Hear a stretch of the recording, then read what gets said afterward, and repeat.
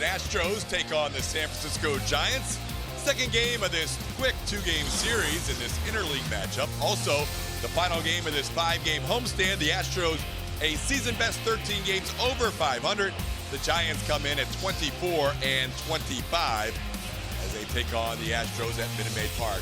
Hi, everybody. Welcome to another day of Astros baseball. I'm Todd Callis alongside Jeff Blum. We know what lies ahead, a tough stretch in the schedule, but right now, the Astros have already locked up a winning homestand, a chance to really make it a good one with a win today. Yeah, I'd like to go out there and make a statement, continue what they did last night, scoring those 11 runs, but it's always nice to finish strong and then get on a happy flight.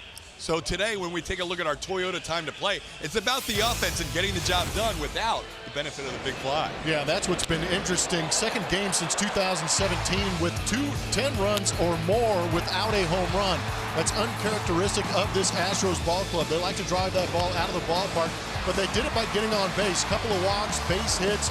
They strung some doubles together, which was good to see, but also some clutch hitting with runners in scoring position. Last night, 7 for 19 with runners in scoring position is the big number.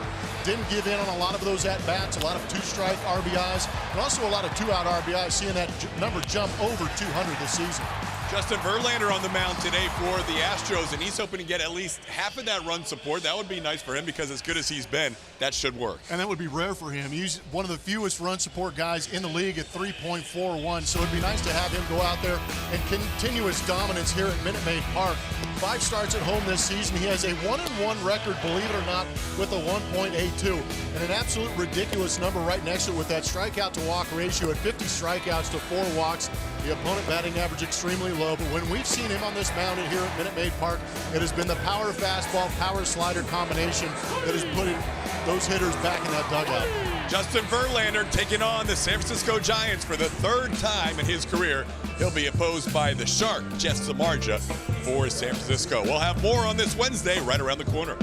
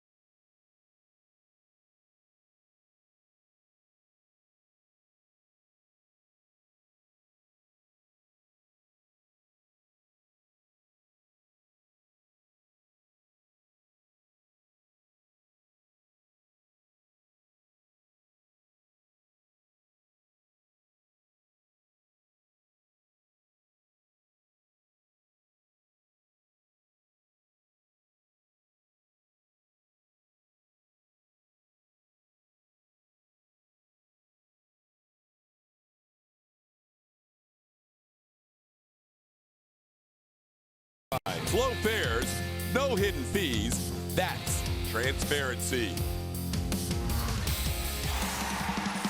When we come back, we'll be joined by Bart Ennis. He'll tell us about the steady rise of Alex Bregman as we roll on a Wednesday afternoon.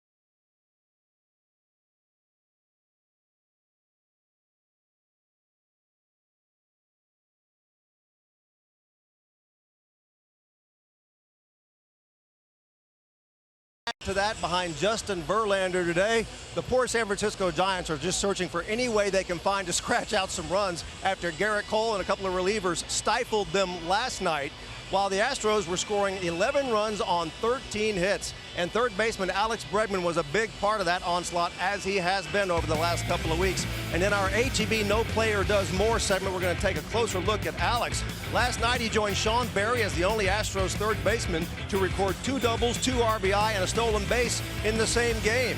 After a slow start the first 3 weeks of the season, he started to heat up in Chicago, you know, that series where the Astros outscored the White Sox 27-2 over 3 games, and he's just been getting better and better, hitting .306 with 13 doubles, 3 homers, 15 RBIs, and 18 walks over his last 30 games. In that span, he's raised his average from .219 all the way up to .270. And TK, as I toss it back up to you guys, he's hitting in the 2-hole today, as he normally does, behind Jose Altuve, or I'm sorry, in front of Jose Altuve. And that doesn't hurt his chances either, guys. No, you're right. When you have Altuve and Correa as the next 2 hitters behind you, you have a tendency to see some pretty good pitches. And today, he hopes to see some good pitches so he can help support Justin Verlander. I just think it's great when he's moving around the lineup and still hitting the ball well. Justin Verlander, we gave you the numbers of him pitching here at home, phenomenal. And they match up with the numbers he's putting up on a total for the season. 10 starts and that 1.05 ERA leads all of Major League Baseball. He recorded his 2,500 strikeout back in Anaheim, striking out Luis Valbuena, so he continues to climb up some of those historic numbers as far as strikeouts are concerned. Who knows? He could go out there and punch out 16. Put himself right there next to Garrett Cole atop the Major League lead with strikeouts too. He's been remarkable. That 1.05 ERA, not only the same this year, it's the same as last year in his 5 starts with the Astros. He has been a machine on the mound since joining the Houston Astros. And here's how the Giants will line things up against Justin Verlander. They're probably thrilled with the 2 guys they're facing in this series. Garrett Cole followed by Verlander. Gorkys Hernandez leads off in center field, followed by Andrew McCutchen in right. Buster Posey gets a DH day. He'll hit third. Brandon Belt, reigning National League Player of the Week, bats in the cleanup spot. Evan Longoria plays third base and bats 5th. Brandon Crawford, responsible for the only 2 Giants runs in last night's game with that home run, bat 6. Pablo Sandoval gets to play in the field today. He'll be at first base batting 7th. Nick Hundley behind the plate, and Kelby Tomlinson at second. Giants come into this game 1 game under 500. The Astros a season high 13 games over 500, playing their 50th game of the year. Last year's team, the only team with a better record after 50 games, even if the Astros win today. And if the Astros win, they will be 1 game better than the 1998 team. So when you're being compared to a team that won 101 games and won a World Series and 102 games in the 98 case, 50 games in, that's not too shabby as Hernandez fouls one back to get us started. Yeah, anytime you're being compared to a division winner, that's a good thing. Astros 3-1 on this homestand, had a day off going into and coming out of the Cleveland Indians series. And they'll face those Indians tomorrow for 4 games. 3 night games and a day game over there at Progressive Field in Cleveland as Verlander misses outside. It's 1-1.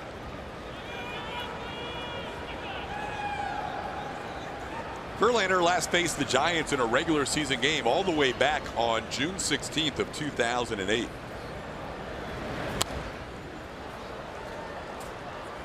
Four years later, he faced them again in the postseason. Got to start in game 1 of the World Series in the 2012 World Series. And the Giants defeated the Tigers and Verlander in that game 8-3.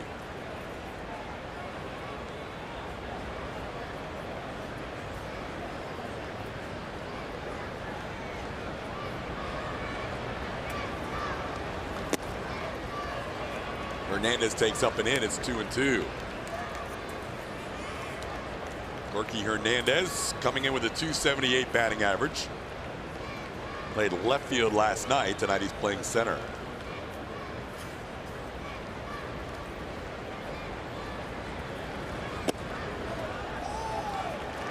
Another up and in fastball, and the count runs full. Seen some elevated fastballs from Justin Verlander early on, maybe still trying to find that release point. But he's also one of those guys, just like Garrett Cole, who's taking advantage of that riding fastball up in the zone to get strikeouts. A little extra rest for Justin in between starts. He last pitched 1 week ago. Normally, without an off day, a starter would go on 4 days rest. Verlander going on 6 days rest with those days off around the Cleveland series.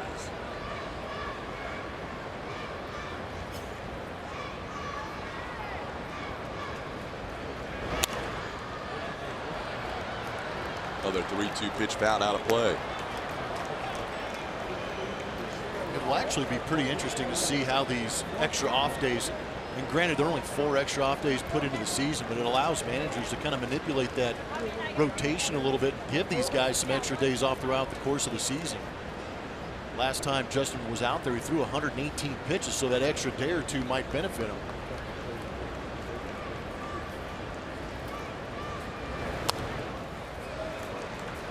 Good battle here. Hernandez has fouled off 3 3-2 pitches. Well, it might be more of a battle for Hernandez than it is for Justin Verlander. All Justin's doing is pumping heaters in the strike zone, and Hernandez can't catch up to him.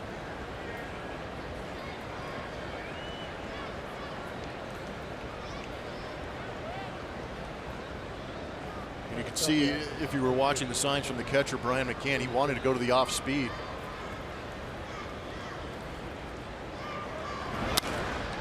This one may stay in play. George Springer near the stands, and he'll have room and puts it away. So McCann wanted the breaking ball. Justin wanted the fastball, and the fastball works for the first out of the game. Here's the starting defense for the Astros, brought to you by Xfinity. In the outfield, same 2 in center and right. Tony Kemp in center, George Springer in right. In left field tonight, Marwin Gonzalez, or this afternoon I should say, Alex Bregman, Carlos Correa on the left side. Correa with a 57-game errorless streak. Jose Altuve and Yuli Gurriel on the right side. Brian McCann behind the plate. McCann on Sunday in the night game to wrap up that Cleveland series caught his 1,500th game of his career. Only 32 catchers in Major League Baseball history can say that.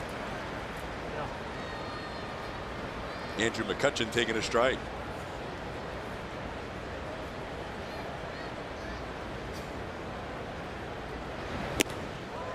Powers the fastball by him. It's 0-2. Only two guys in this Giants lineup have more than 10 at-bats against Verlander in their career. McCutchen with 21. He's 3 for 21. And Evan Longoria with 34 at-bats. Up high, it's 1-2.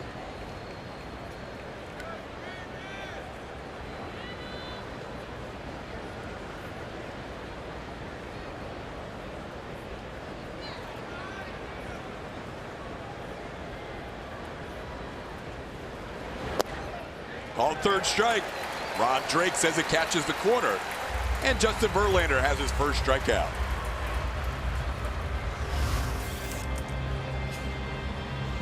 Fastball away, dotted away. McCutchen was called out on a pitch much worse last night, but on our Andy Anderson strike zone, you can see plenty of that baseball in the strike zone. Might have been a situation where McCutchen was waiting for the break and it never happened. Here's Buster Posey taking a pitch outside for ball 1. Posey caught last night, in there as the DH today. Always put up good numbers in his career against the Astros, hitting close to 350.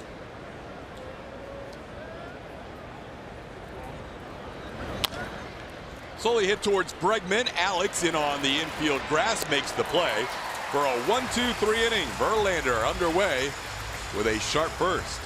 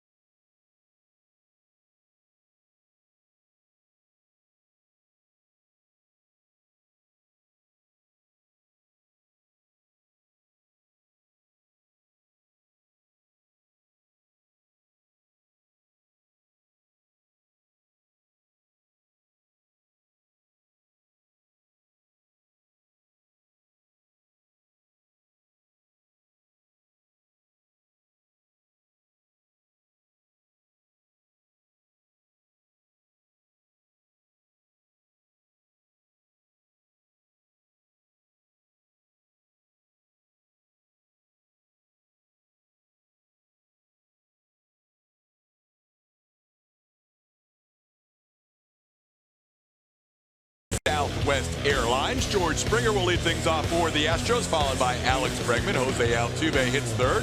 Carlos Correa, the only guy in the lineup last night that didn't reach base. Marwin Gonzalez in left field. Yuli Gurriel at first base. Brian McCann behind the plate. Evan Gattis another afternoon as the DH. And Tony Kemp, he's been hot at the bottom of the lineup. He plays center field, and that's ninth. Jeff Samardzija on the mound for the San Francisco Giants. 7th start of the season. Began the season on the DL with a pectoral strain. 6.30 ERA, still trying to find his way here early in 2018 for him. He is a fastball. He has good arm side run, two-seam sink every once in a while when he's going good. Then he'll go to that slider, curveball, the occasional cut, and a split finger. Seen his ground ball percentage gradually decline over the years, and he has become a fly ball pitcher early on in his first 6 starts.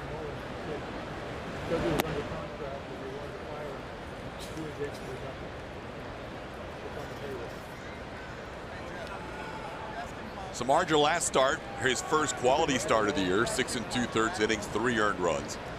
He's been averaging exactly 5 innings pitched per outing as Springer gets into one deep to right field. McCutchen back at the wall, and he finds it right in front of the wall. Springer retired on a near home run to start this game for the Astros. Kind of inside out of that one, almost had enough to get it out. See, Hundley setting up in, but that ball leaked middle down, and George put a pretty good swing on it. Might have gotten out just off the end of the bat. Mattress Firm Supermo shows McCutchen getting to that wall, making a nice play. He's got plenty of experience out here, having come through plenty of times with the Pittsburgh Pirates. Here's Alex Bregman. Probably had to negotiate Tal's Hill back in the day, playing a lot of center field. Yep. Bregman takes one up and in for ball 1. Alex on a 6-game hitting streak, batting close to .350 during that stretch. You heard from Bart right before the game started. He has continually had that batting average rising, and he is currently sitting at .270. It's been a long road back for Alex, and he's been solid really over the last month plus.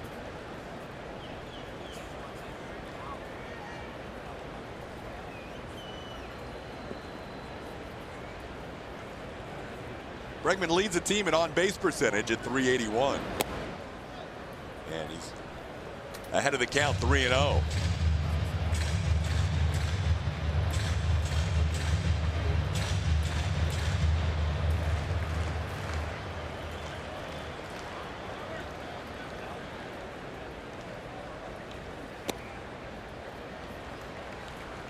Catches the inside corner. It's 3-1. Alex, a team high 29 walks on the year.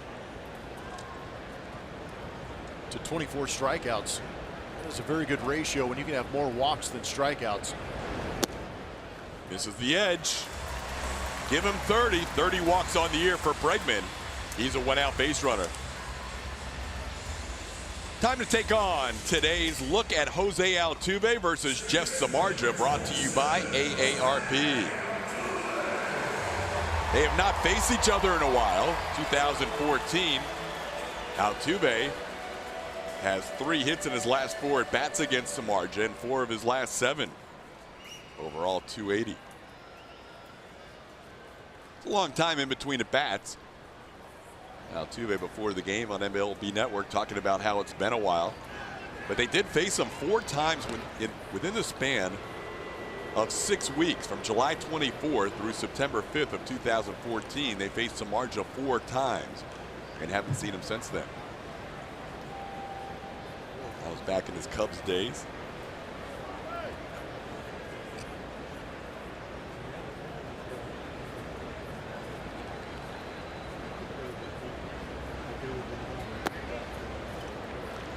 Altuve ended up with a couple of hits in last night's game. Got him late. Picked up a hit in the 6th, hit in the 8th. He ended up 2 for 5, and Altuve starts the day with 63 hits, tied for the most in the American League with Mookie Betts.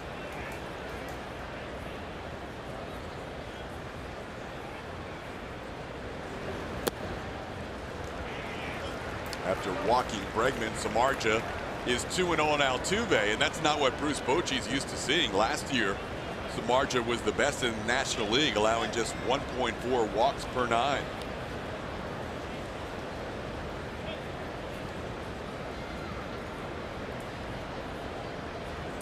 This year, though, the pitches per inning way up. There goes Bregman. The pitch is a called strike. The throw is wide. Alex has himself a steal. That's now 5 on the year for Bregman, as Hundley's throw was to the third base side of the bag. Alex has just been a menace at the dish and a menace on the base paths. 2-0 count, realizing that that pitcher's going to be focusing in on the hitter, trying to make a good pitch and not fall behind. Just a quick glance in case Altuve takes a pass at it. Does not, puts himself in scoring position. And this is where Altuve thrives. .395 on the year, 3rd in the American League with runners in scoring position. And it's now 3-1. And that's something that doesn't get mentioned a lot, is the ability of the hitter to be able to lay off a pitch and go ahead and take it, that strike, to go to a 2-1 count. It may have been something Altuve wanted to hit, but he understands that he hits pretty good with the runner in scoring position, and if Alex has that base, let him have it. Now he can get a steak. Mo money. Little RBI, ribeye. Instead, it's ball 4, back-to-back walks against Samardzija. Great control last year. It hasn't been the case this year. That's now 20 walks in 30 and a third innings. And when the Astros are right, and they know that about an opposing pitcher, they'll do a good job of commanding the strike zone themselves and not chasing out of the zone. A.J. Hinch looking on. Picked up his 300th win as an Astros manager over the weekend against the Indians. And Carlos Correa, he is the only guy in the lineup last night, as he batted 5 times without a hit until he did draw a walk his last time up, but he was the only guy who hadn't reached base, and he takes one up and in from Samardzija. 2 for his last 24. Ugh. Very uncharacteristic. Looked like he was in take mode, just kind of leaning out over the plate to see the pitch, and immediately had to get out of the way. That's a couple pitches we've seen up and in, missing the arm side by a lot. Called strike on the edge. It's 1-1. Justin Verlander wouldn't mind a little first inning run or two.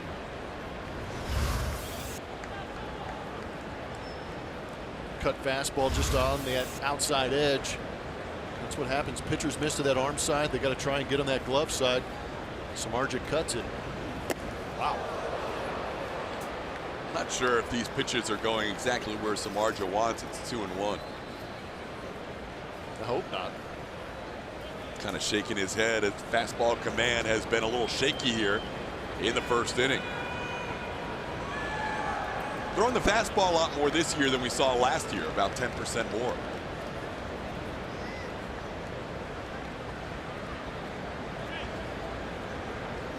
But when the fastball command's not there, sometimes you look for a strike with a breaking ball. That misses. Now Correa is sitting on a 3-1 count. Key hole right here. Sit on that fastball. If it is something up out over the plate that Carlos can get extended on, I expect him to take a pretty good pass at it. He's yet to see a good enough pitch to drive. Full count. That might have been one.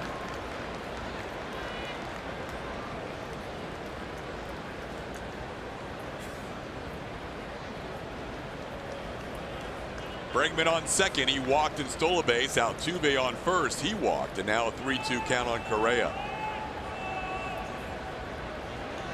Alex started to break, and if Samardzija had thrown right away, he may have picked off Bregman, but he hesitated. That allowed Alex to get back. Might have stunned Samardzija. And that gives you a really good idea that most pitchers, when they do that spin move, have no intention of throwing at all. Because if he did have the intention to throw, that ball would have been on the bag and Alex would have been out. There go the runners. The pitch is a called strike, and the throw is in time. A strikeout, throw him out, double play. Correa goes down looking for the second out, and Bregman thrown out for the third out. Scoreless after 1.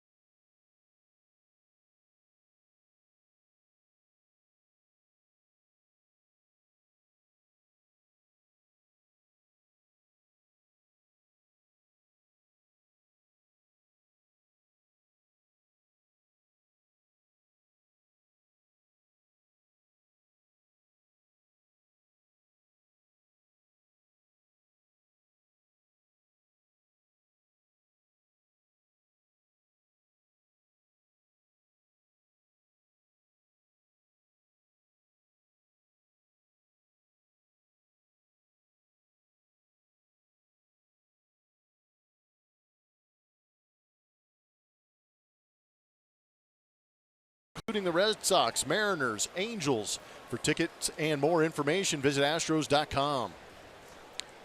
It's going to get tough right now after this series with the Giants. The Astros will go to Cleveland, their nemesis from last year, losing 5 out of 6. Then to New York, where they got tested in the regular season and in the ALCS. And then back home for the Boston Red Sox. The Yankees and Red Sox with the 2 best records in all of baseball for most of this month as Brandon Belt takes a college strike. Belt, the reigning player of the week in the National League, coming off a .444 week with 5 home runs and 11 runs batted in 7 games.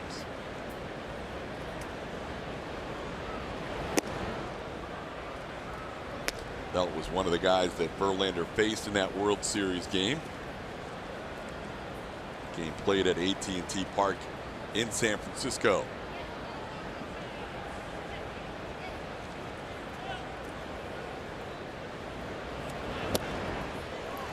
Misses that fastball. It's 1-2. Heavy shift employed by the Astros against Brandon Belt. 41.5% of his balls put in play are to that right side. He's hit 9 home runs, 2 right field, 1 to center, 1 to left.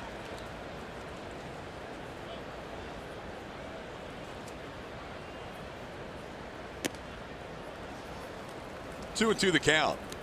We've been raving all year about how Charlie Morton has dominated the lefties, and Justin Verlander's numbers against lefties are just as good. Amazingly enough. That down and in slider has been such a big weapon for him against lefties. He has 3 in the lineup today for the Giants. And that one catches the plate. Breaking ball at 84. Verlander freezes Brandon Belt. And he's a strikeout victim. Time now for today's Power Pitchers, brought to you by Ford. Lowest opponent average versus left-handed hitters. Only 4 of the 5 Astros on that list. And the crazy thing about this list also, as amazing as those numbers are, they're all right-handed pitchers. Right. So that goes to your point, Todd, that the fastball up in the zone has done a very good job, and the power slider down and in. All those guys have that slider slash curveball mix that breaks down and into left-handed hitters and has proven to be quite effective. It is crazy to think about the fact that you've got 1 lefty in your rotation and you've got the 4 best pitchers against lefties and they're all the righties. Yes. It's just remarkable the numbers Morton and Verlander have put up, and the other 2 as well. McCullers and Cole have been right there. Mentioned Evan Longoria more at bats than anybody else in this Giants roster against Justin Verlander. 34 of them coming in. Not a huge advantage either way. Evan is .265 against Verlander with a double, a triple, and a home run in the mix.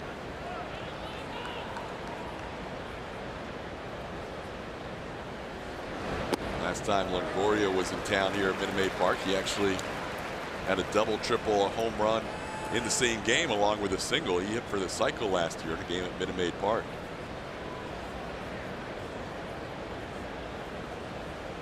Verlander ahead, 1-2.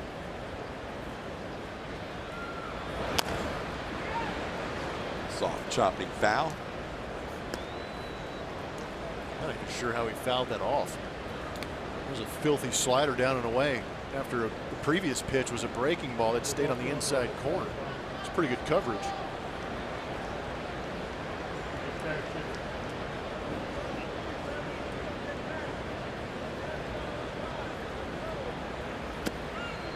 No chase there, and the count's 2-2.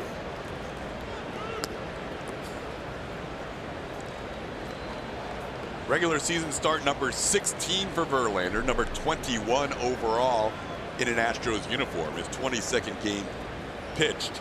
He also came out of the bullpen in the ALDS against the Red Sox. Oh, that's nasty. Breaking ball, the curveball. Longoria gave up on it, as you would imagine a righty might, and that broke right over for a called strike.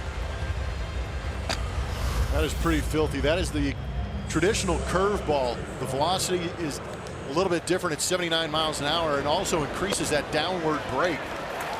Froze Longoria. Pretty good professional hitter. That'll bring up Brandon Crawford. Crawford on a 9-game hitting streak where he's batting .563. Swings through the fastball. Well, as good as Brandon Belt's been, this guy might be better in the month of May. Coming into this game, .453 in the month of May. It's crazy. The whole month he's just raked, and last week maybe they voted for the wrong Brandon by accident. Or Belt had a pretty good week too. He had a few more home runs. You say it's always the long ball, right? Yesterday it was the opposite field long ball off the bat of Brandon Crawford. Didn't go a whole long way. 353 feet against the brother-in-law, but it found its way into the Crawford boxes in left field. This one is hit high and deep to right field. That'll send Springer back, but he's got a play on it in front of the warning track. And a 1-2-3 inning for Justin Verlander. 2 strikeouts and a flyout.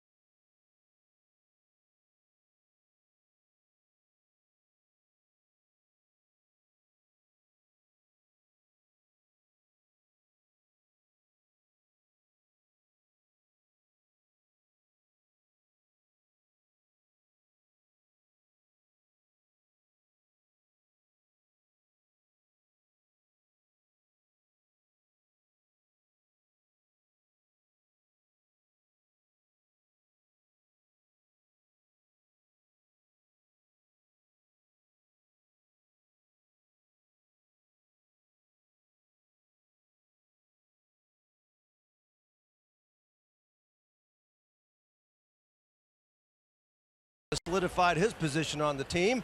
We'll hear from the man who is proving to be more than reliable both behind the plate and in the batter's box. Plus, third base coach Gary Pettis will tell us about his experience of seeing his son being picked in the NFL draft. All that and more on Astros Bases Loaded Friday after the game, only on AT&T Sportsnet. Gary Pettis' son is a wide receiver, but you know what, guys? A lot of people thought Jeff Samardzija, who was a wide receiver at Notre Dame, had a future in the NFL if he wanted one. Yeah, he was highly touted coming out of the Fighting Irish football program. Caught everything. Yeah. Ended up in a baseball uniform. 33-year-old.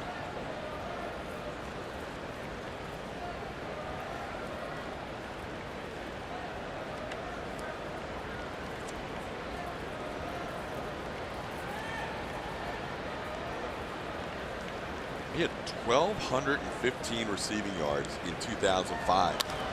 Marwin gets into one, but it's off the end of the bat to right field. And that means McCutcheon comes in and makes the play for out number 1. The Astros ended their first inning. Runners on first and second after a back-to-back walks. Bregman had already stolen a base. Correa had a 3-2 count. And the Astros ended up with a strikeout, throw-out, double play. Yeah, and there were a couple of questions coming across Twitter about, the third out being at third base with Alex Bregman running, and we kind of mentioned the fact that he wasn't necessarily attempting the steal as much as he was trying to get in motion, maybe move that infield around a little bit for Carlos if he puts that ball in play. But at the same time, Alex Bregman is making the break for third base because in a 3-2 count, you're going to assume that Carlos Correa is going to take a pretty good pass at a fastball if it's in the vicinity. Unfortunately, he didn't. It ended up being a double play to end it. And that was the first runner that Nick Hundley threw out this year, and the opposition was 16 for 16 prior to that. Another good reason to start running. Bregman stole second base in that first inning. Yuli backs off the breaking ball inside. It's 2-1. Astros and Giants.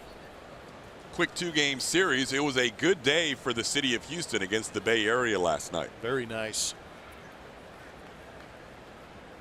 11-2 in the baseball end of things, and then the Rockets over at the Oracle Arena in Oakland ended up taking out Golden State in Game 4. Big win. Tie things up, coming back here to the Toyota Center. Game 5 is going to be crazy. Yeah. We know what the hometown fans can do. We saw it last postseason here at Minute Maid Park for the Houston Astros. I'm sure the Rockets are expecting the same. 3-2 the count to Yuli Gurriel. Game 5's here in Houston. A lot to live up to after the last Game 5 here in Houston. If that is the case, make sure you take your heart meds before you watch or go to the game.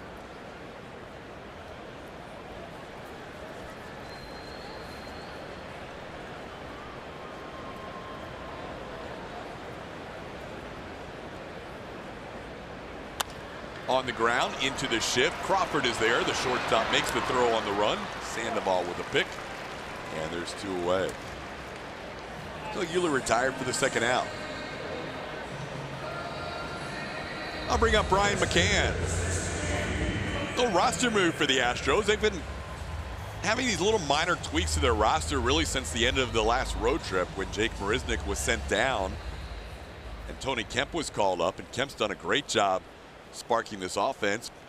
And since then, we've seen Derek Fisher go on the DL, J.D. Davis come up. Here's Brian McCann. Last night after the game, Josh Reddick placed on the DL, and Jake Marisnick coming back from AAA Fresno. Yeah, Jake went down to Fresno and found his khakis. Couple home runs. Yeah, went down there and started raking, get that swing right, get that mind right. But again, I think it's another, maybe an advantage of having that 10-day DL where you know you're not going to lose a guy for two weeks or more. You can actually manipulate that roster and get those guys on that DL, get them healthy and get them back. If you're going to have an injury, it's not bad to have the minor situations the Astros have right now. Yeah, these are fixable in a short amount of time. Well, Samardzija, who walked 2 in the first inning behind Brian McCann, 3-0.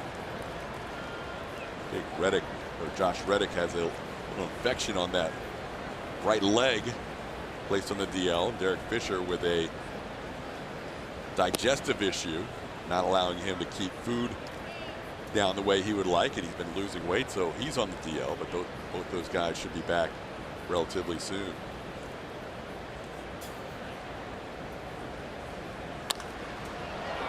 High fly ball on the 3-1 pitch into right field. McCutcheon is there. And a 1-2-3 inning for Samardzija in the second. We head to the third, scoreless.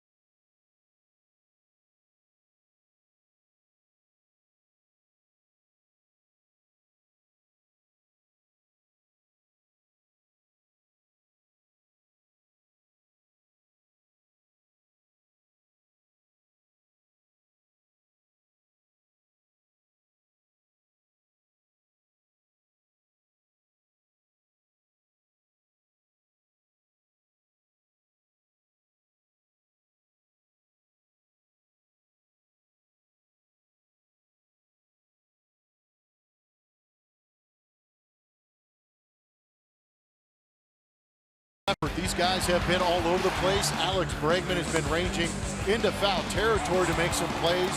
And with this shift employed by the Houston Astros, it's put a lot of these guys in position to make the routine, but also the spectacular. These guys are highly athletic, great arms, and able to make great plays. Been a lot of fun to watch. It's remarkable to think about. Last year's team dominated offensively. Most runs, fewest strikeouts, second most home runs in all of baseball. This year's team has been pitching and defense dominant. Yeah, big time. And it's a good thing, too, because these guys, as many strikeouts as these Astro pitchers have gotten, it's nice to know they've got a defense playing well behind them, too. Here's Panda against Justin Verlander, starting off the third inning. Pablo Sandoval. Last time these two met on October 24th of 2012. Doesn't get the call there. Yeah, he would like to have full use of the strike zone. It's the fastball. It's 2-1. They met in Game 1 of the World Series at AT&T Park in San Francisco, and Panda had a huge game. The Giants would go on to sweep that World Series, and Sandoval hit 3 home runs that day. Panda freaked out that game. His first 2 of his 3 home runs came against Verlander. He's 0 for 5 in the regular season. Towards the middle, Correa is there. Carlos, a strong throw for the first out of the third.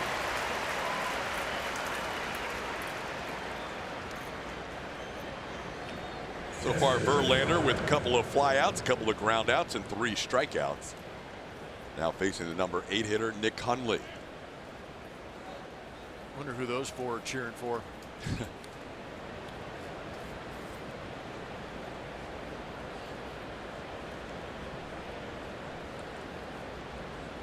Hundley 172 his last 11 games.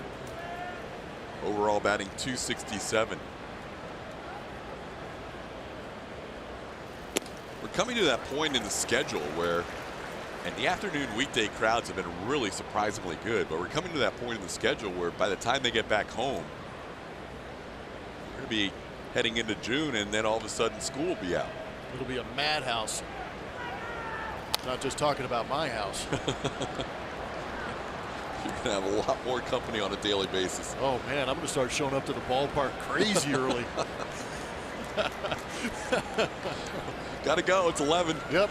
7 o'clock game. I got to be there by 10, honey. You got the girls for lunch and dinner. Kids right in the middle of finals right now? Yeah, they're crushing some finals right now. Tomorrow's a half day, and then they'll be out and about starting Friday morning. Wow. Summer is upon us. 0-2 pitch up high. It's 1-2. Got to time this road trip perfectly.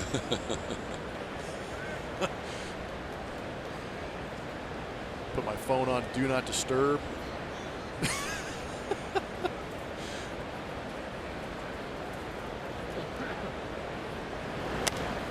Your last year in a while without a high schooler, huh? Yeah. Yeah, this is going to be an interesting summer. A lot of preparation for first freshman. We're going to have, by this time next year, we'll have 4. Yeah, good times. I have no idea what I'm in for. Buckle up. Swing and a miss. Verlander gets Hundley for a strikeout. That's the first swinging strikeout of the day for Verlander, and 4 in the game.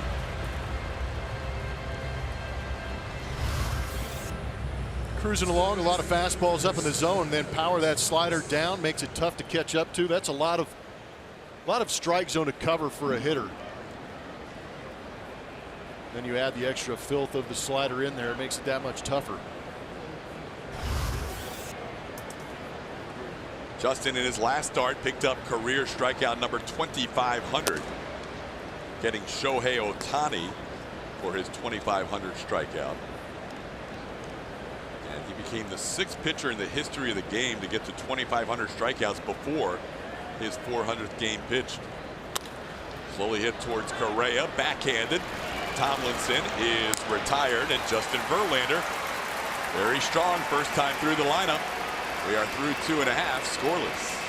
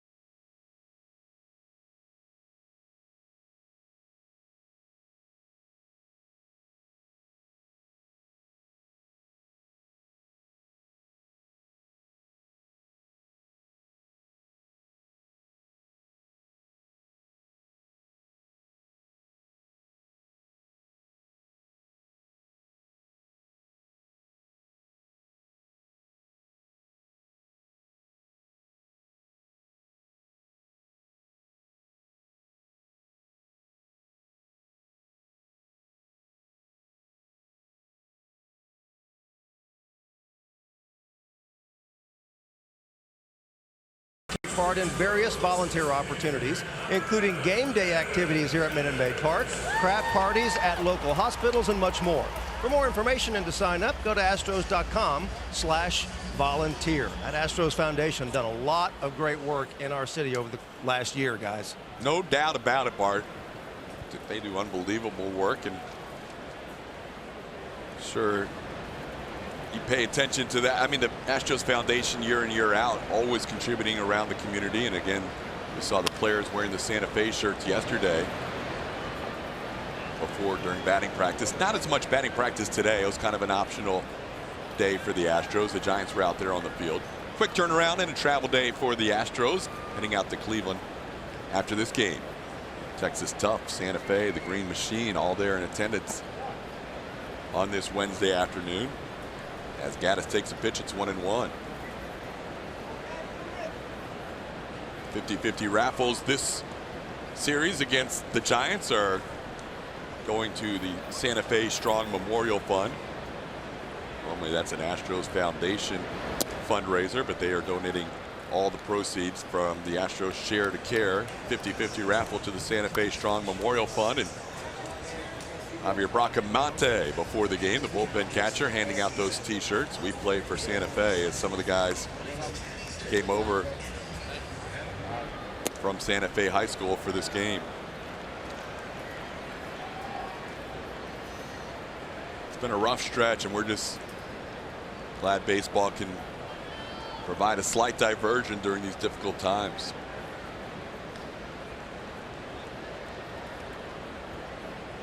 Tell you what, I am proud to now call myself a Houstonian, especially in the last couple of years. Devastation of Hurricane Harvey and now the tragedy at Santa Fe, and seeing how the Houstonians gather. They rally around each other. They come to each other's need. So it's been good to watch, and I agree with you. If we can just give a couple of hours of diversion amidst some of the tragedy, we are glad to have you.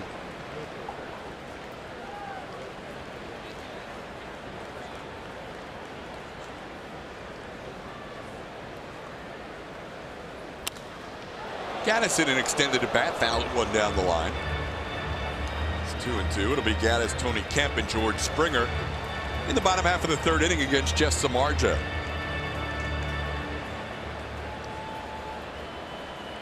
In case you're wondering how much run support Justin Verlander's had in the month of May. Oh, man. He's got an 0.62 ERA, and the team is 1-3 in those 4 starts. They have scored 0, 1, 0, and 2 runs for him as Gaddis tries to hold up, and he does. Well, did you see the earned runs in the 2 losses? 1.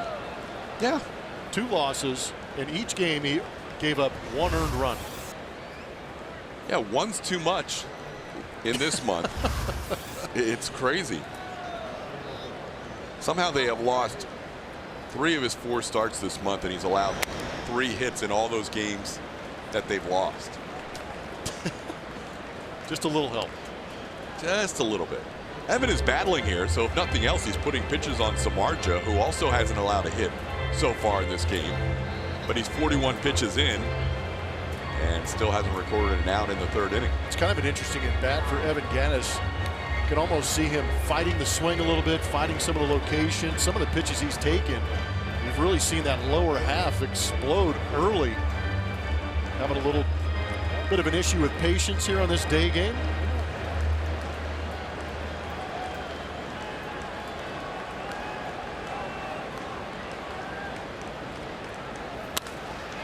Ripped, but at the third baseman, Longoria, who makes the backhand stab for out number 1. Hit hard by Gaddis, but he's retired.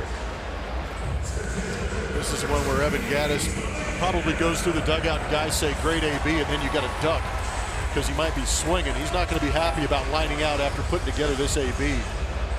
But a well-struck baseball down to third, unfortunately within reach. Here's the hitting star from last night's game, Tony Kemp.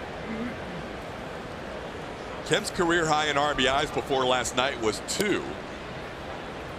And he ended up with 5 of them last night in that 11-2 win. 2 RBI single. Sac fly, also a base hit up the middle for another 2 RBIs. And the other time he batted, it was a sac bunt, so he had a perfect day.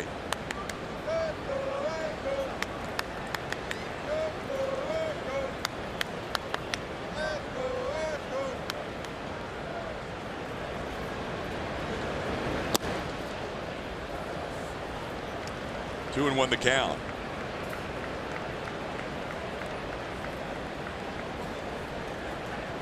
Bruce Bochy, 12 years with the Padres. Now in his 12th year with the Giants.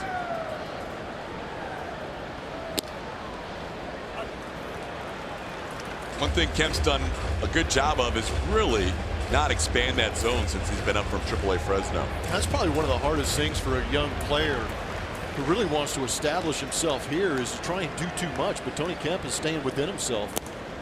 Ball 4. Draws the walk. Third walk issued by Samardzija. And Kemp's a 1-out base runner. Kemp will have to be watched over there first base. I already have seen Bregman steal a base today.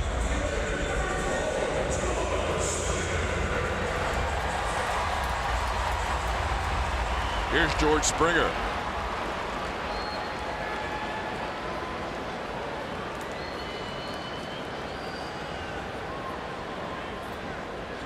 Just missed one going the other way in his first at bat.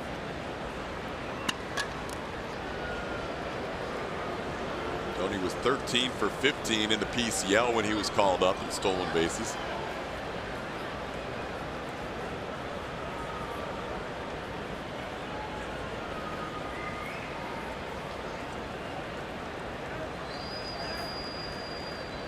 It's a pretty good lead. It's pretty extensive, and he's not a massive human over there at first, where like a Jake Marisnik would just be a step and a dive to get back. Tony extending it over there at first base. We see Jake sometimes get 12, 13, but you're right, 6'5" versus Tony Kemp, who's 5'6". And you know what's interesting about the StatCast that we do have that shows the length of that lead? That's to the middle of Tony's body. So that right foot might be about 12, 13 by the time he gets out there.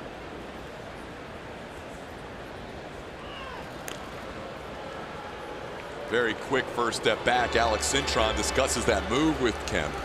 See if they may have picked something up. Well, it could be, and it might be the reason he's out there extending that lead, is to see the move from Jeff Samardzija.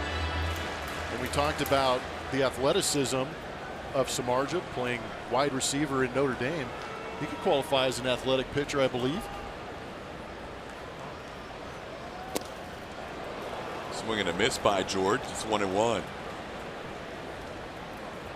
George flied to right his first time up.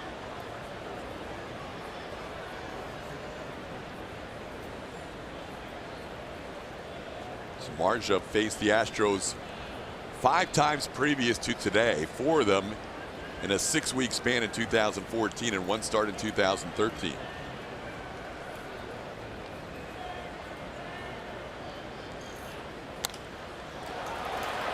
That's a foul ball. That was over Sandoval's head and would have been trouble if it was fair. Take that, Paul. Not crushed, but it seemed like everybody was waiting in anticipation to see if that ball was going to end up foul. It was almost like everybody froze for a second. And then Kemp started taking off, and you thought maybe he had a chance. George never dropped the bat. Now the count's 1-2.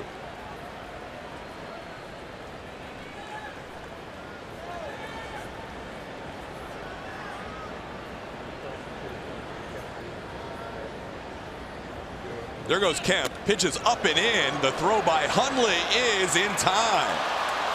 Nice pick by Tomlinson on the tag. And Kemp is thrown out for the second out.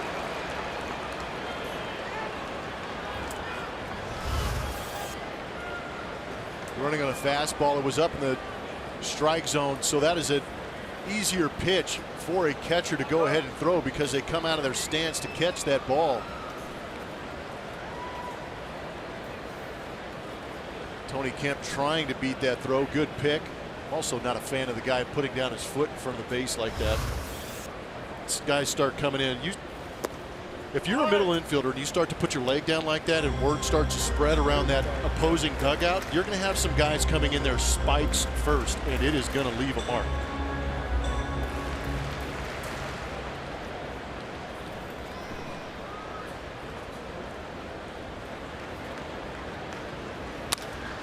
Off the bare hand of Samardzija, and the Astros have their first hit.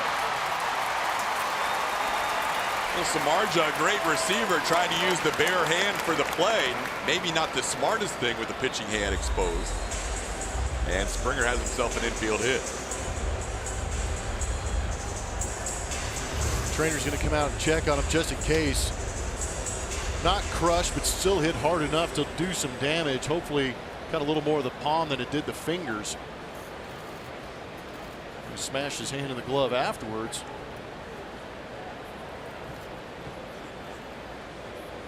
But again, we've seen Astro pitchers this season with the shifts on not even offer it some of those ground balls back at him. Just let him go past and let the guy behind him make the play. Shark seems to be fine. All right, I know that the ground knocked down some of the speed, but off the bat, that was 106.7 miles an hour. So not a lot of reaction time. No. Here's Alex Bregman, walked and stole a base his first time up. He was also caught stealing for the final out of the first. Springer with the first hit for either side in this game as Bregman takes a called strike. 1 hit, 3 walks for the Astros. Samardzija has thrown 54 pitches, 26 for strikes. Kind of his average on the year, 18.3 pitches per inning. As he gets Bregman to swing through that pitch, 0-2. Nick Hundley's feeling frisky back there. I mean, he's thrown out 2 runners today after being 0 for 16, so he's feeling pretty good this afternoon. Threw out a runner at third, threw out a runner at second. Why not try first? The catcher's version of the cycle.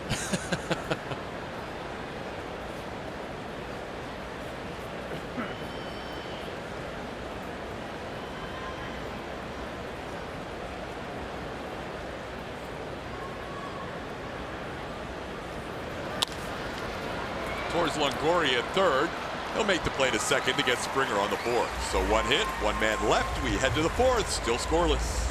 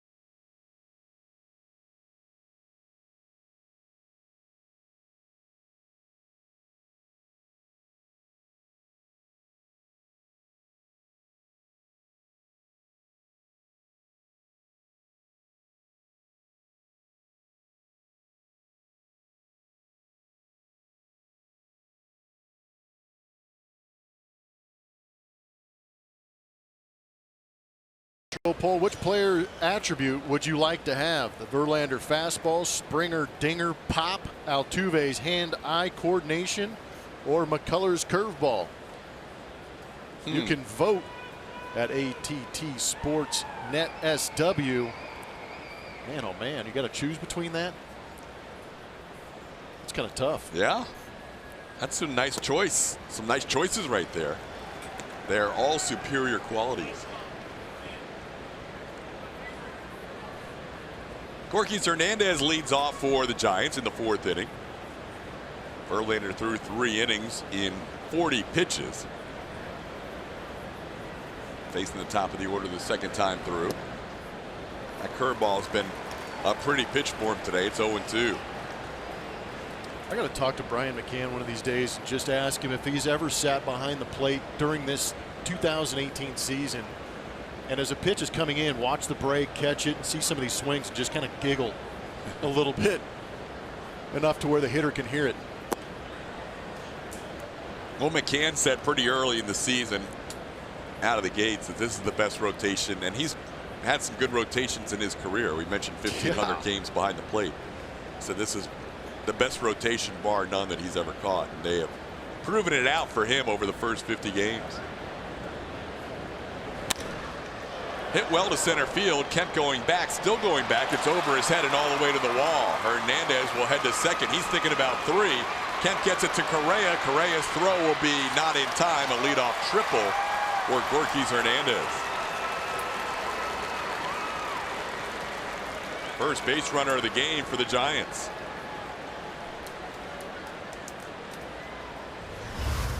Kemp plays a little bit shallower center field, but this is really the first mistake we've seen from Justin Verlander. Hernandez catches up to it. In his first AB, he was having real trouble catching up to any of the fastballs that Verlander was throwing, but he made the adjustment and shot that one over the head of Tony Kemp.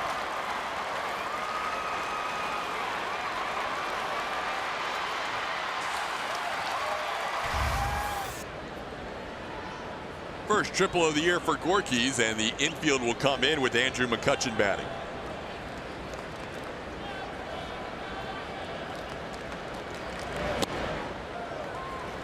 Swing and a miss, strike 1. Should be entertaining to watch with the runner at third base. Nobody out. The infield is drawn about halfway in, but Justin Verlander trying to work through McCutchen, Posey, and Belt. And he is just blowing fastballs at 96 for the 0-2 count. He looks a little upset. Yeah, he does. He's got that little extra gear going right now. And that ball was hit well, but also a ball that you mentioned, Tony's plays shallow. He's going to take away some singles in front of him, but that's a ball that got over his head to straightaway center field. Up and in, it's 1-2.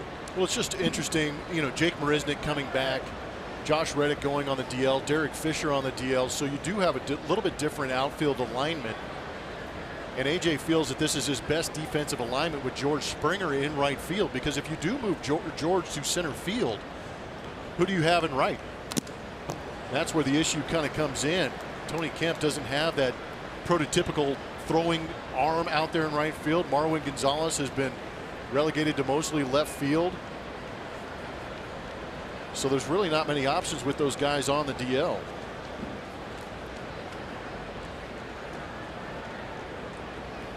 And Tony Kemp has been swinging the bat well enough to earn the right to go out there. Verlander froze McCutchen his first time up on a called third strike. Working out of the windup with a runner on third base. And he misses upstairs. It's 2-2. And I'm not trying to put a knock on Tony Kemp. We've seen some highlight reel type catches, especially down there in Fresno, and we saw a good play in left field. As we check out our StatCast sack fly meter, I guess we'll call it for right now until I come up with something better. That red line should be an out at home plate on a fly ball, but anything beyond that, you might see Hernandez testing the arms of those outfielders of the Astros. And you can see George Springer's a little bit deeper. Marwin's got a great arm out there in left field, but a little bit more shallow for Tony Kemp and his arm. All of a sudden the count's full now on McCutchen. And he swings through the fastball, 97. as Verlander picks up strikeout number 5, one away in the 4th.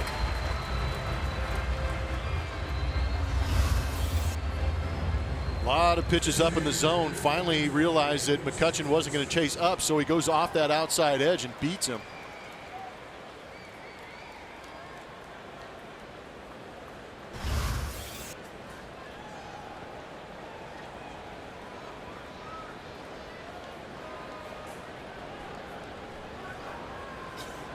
Buster Posey, the batter. Posey into right field. This will get the run home as Springer drifts back towards the track.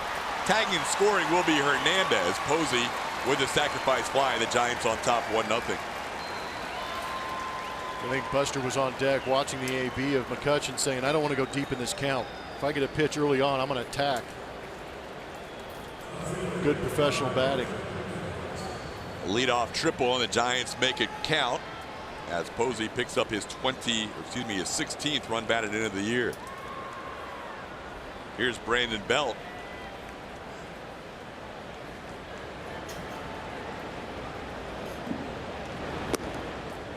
Verlander's been in a rhythm out of the windup, chose to work out of the windup with the runner on third, so he is yet to work out of the stretch in this game.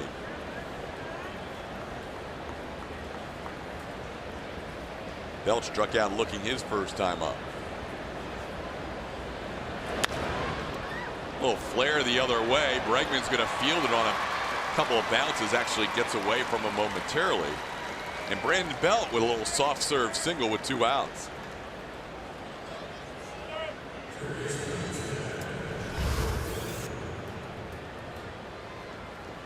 It's a good pitch. Set up inside, called for the fastball inside, got it in there. And that is what it means to fight a pitch off. But when you're going good too, like Brandon Belt has been, those usually end up being knocks. That one was blue on StatCast. 50.7 miles per hour off the bat. That's impressive. Here's Evan Longoria. Called strike. It's 0-1.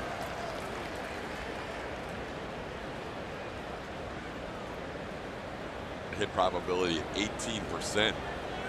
The Astros in the shift didn't have a chance at that ball. Longoria struck out looking his first time up.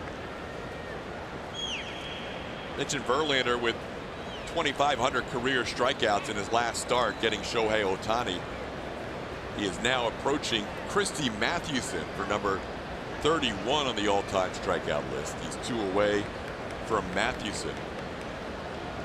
This year he has passed Jack Morris, Don Drysdale, Mark Langston, Jim Cotton, Sam McDowell, Louis Tiant.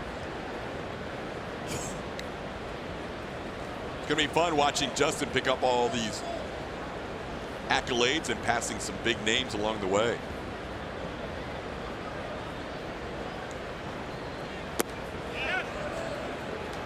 Gloria holds up. It's 1-1.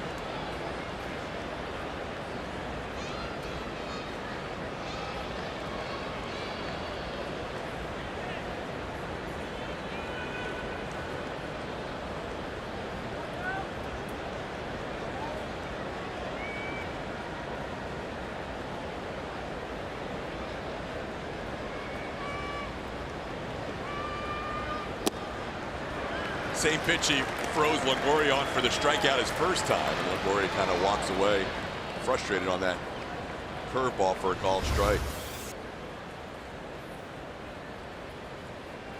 Yeah, you can get mad at yourself sometimes. Sometimes you see it a little bit longer and you just can't pull the trigger. Just a little bit of a disconnect between the brain and the hands.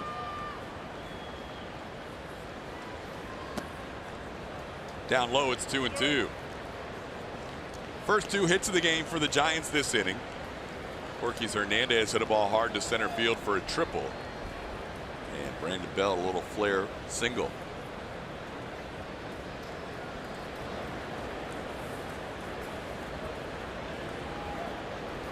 Longest inning for Justin Verlander so far. Came in with 40 pitches. This will be his 19th pitch of the inning. Gloria stays alive.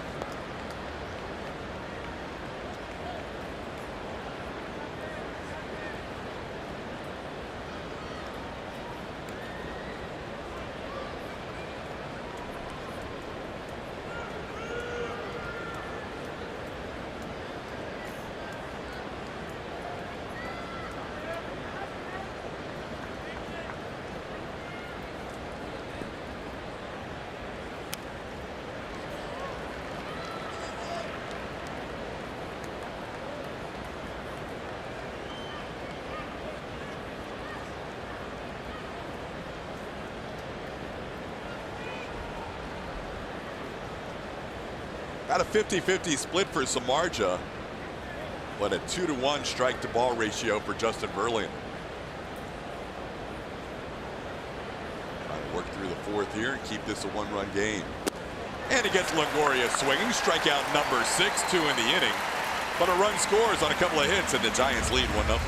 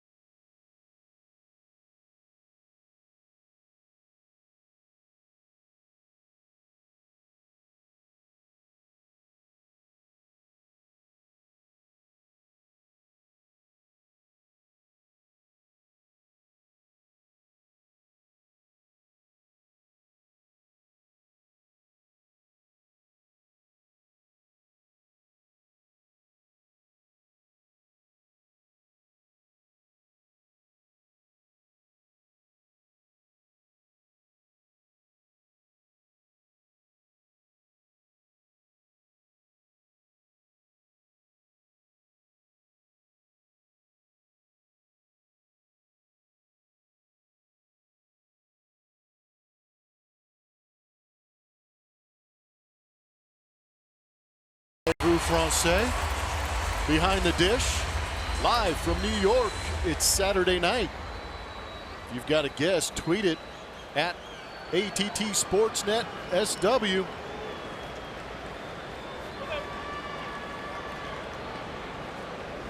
Here's Jose Altuve leading things off, taking a look at a breaking ball for a called strike. Astros have just one hit in this game to the Giants 2. Altuve has drawn 1 of 3 walks for Houston today. And he takes another breaking ball for another called strike. And Samardzija ahead of the count 0-2. That has not happened very often today, as he has been about 50-50 with the balls and strikes. Coming into this inning, 28 of each.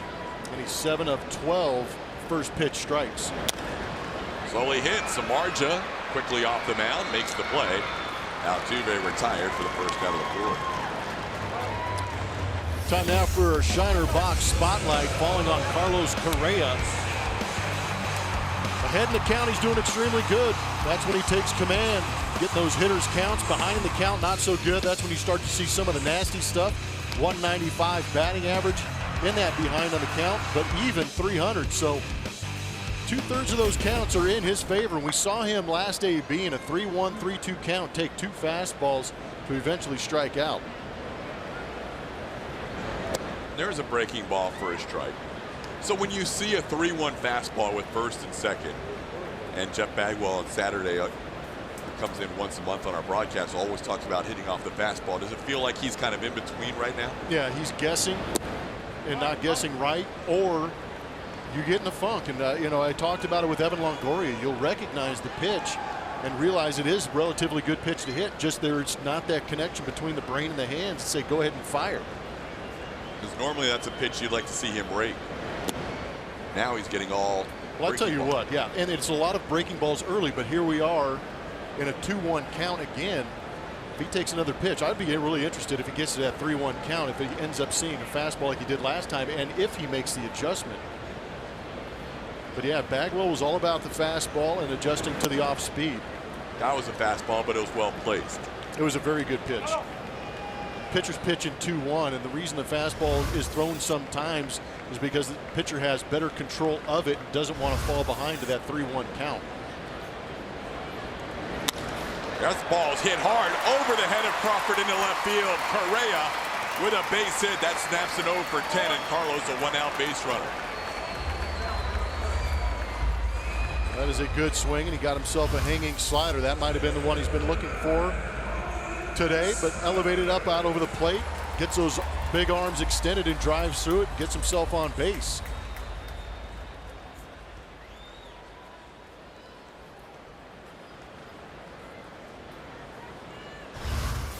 I'll bring up Marwin Gonzalez. Lefties this year have hit over 100 points better than righties against Samardzija. Marwin flied out to right his first time up.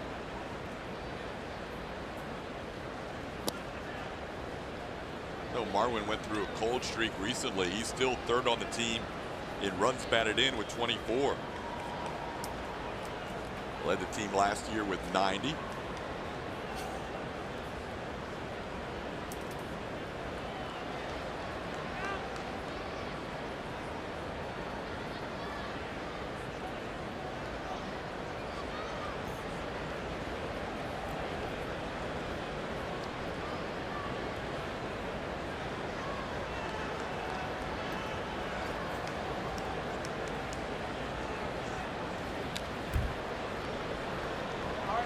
Samardzija ahead 0-2. Just Samardzija, 33 years old, an innings eater. He has pitched 200 innings or more for 5 consecutive seasons. This year it might be a challenge as he sits at 30 innings coming into today's game, as the Giants and the rest of baseball approach the 1/3 point of the season. We mentioned a pectoral injury in spring training. Pushed back that first big league start till April 20th. Pitched well in that outing against the Angels, 5 innings of shutout baseball in his lone win. Since then, he's allowed 21 earned runs in 25 innings prior to today.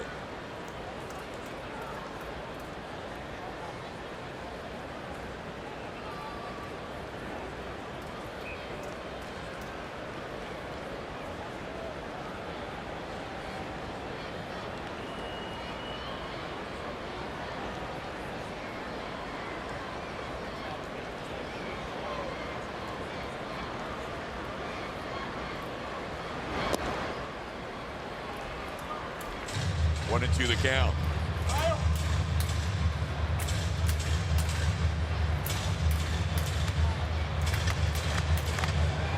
Samardzija in the National League from 2008 through 2014. Traded from the Cubs to the A's. 2014 season, then pitched with the White Sox in 15. Last 2 seasons with the Giants.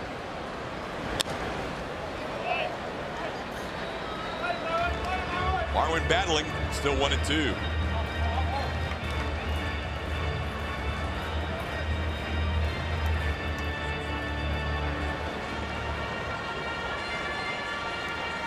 I always feel like some of these extended ABs for Marwin, when he starts to foul off pitches, really benefit him. Keep testing the pitcher. Eventually they make a mistake and Marwin jumps on it. All 4 of Marwin's home runs this year have been left-handed.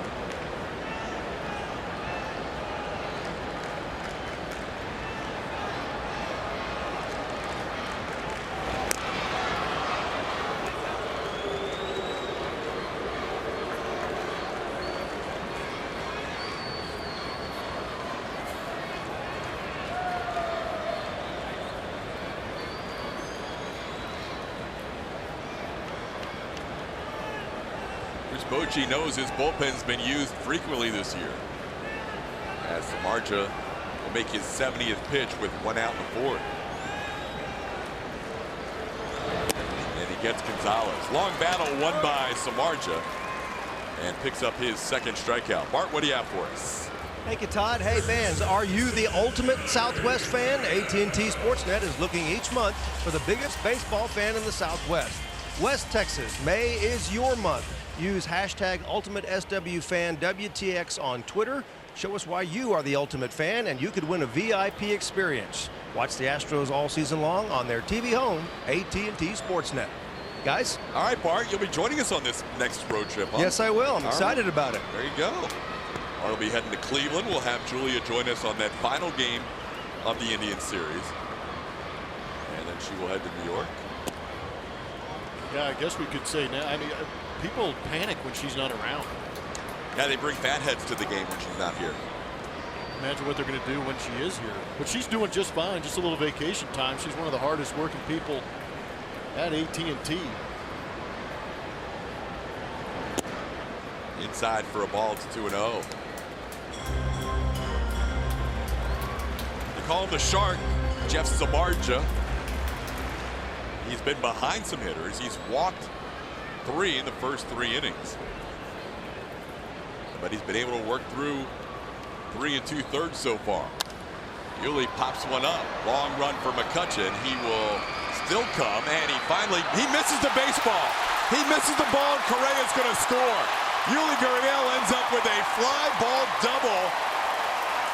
McCutcheon seemed uncertain, and the whole time he was tracking that baseball, and it drops in to tie the game. I did not see that coming. He had a long way to go, but that ball had plenty of hang time. Yuli inside outing that cutter. Eyes on it, but you can see the head bouncing. A lot of times you'll hear that they tell outfielders to run on their toes, but once they get on those heels, that head starts to move a little bit, the eyes start to jar around a little bit, and that's when you lose track of that baseball, and he actually overran it. Two-out lightning. To Correa's credit, he didn't take it for granted that ball would be caught. And he kept running for first base and scored a run. Two-out lightning. Here's Brian McCann. He pops one up. This one, Sandoval calls, and he makes the catch. So the Astros get a gift. They score on an error to tie the game at 1.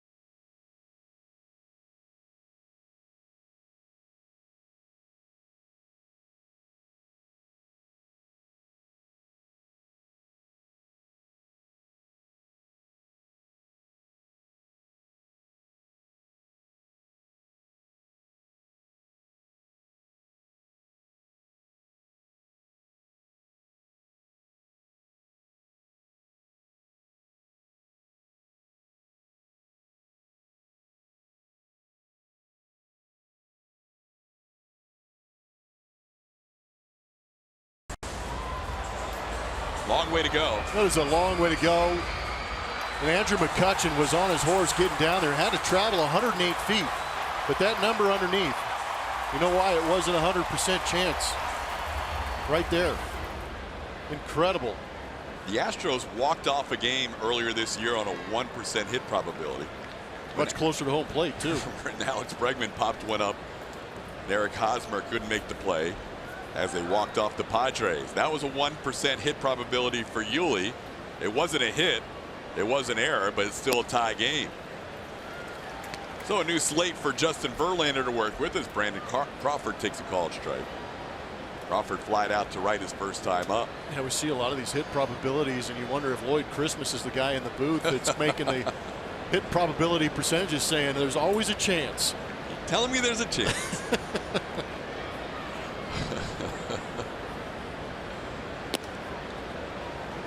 Pitch misses outside. It's 1-1.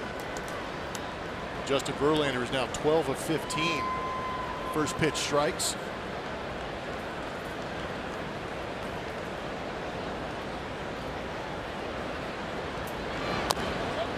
been in control pretty much throughout. Even that triple, which was a 57% hit probability, was hit hard. No, sometimes if your defense is shaded a different way, or the outfield's a little further back on Gorky Hernandez, that could be an out, but that was more than a 50% hit probability based on the exit velocity and launch angle, and it ended up scoring the first run for the Giants after the triple and the sac fly. Ahead of Crawford 1-2. Garrett Cole, Brandon's brother-in-law, did sign his cleats from last night's game after Brandon took him deep into the Crawford boxes.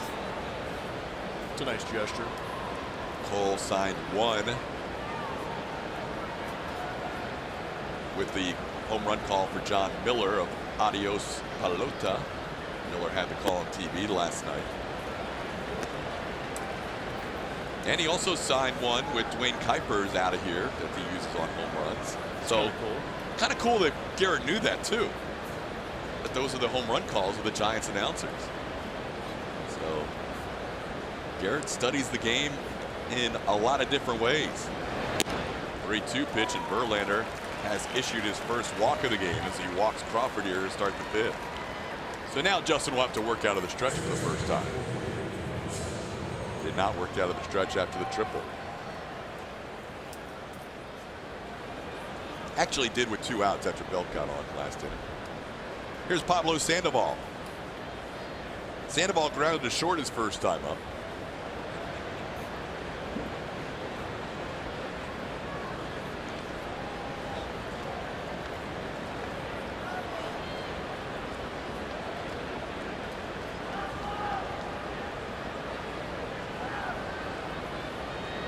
Astros do not see the Giants again until they head to San Francisco on the tail end of a 3-city trip on August 6th and 7th.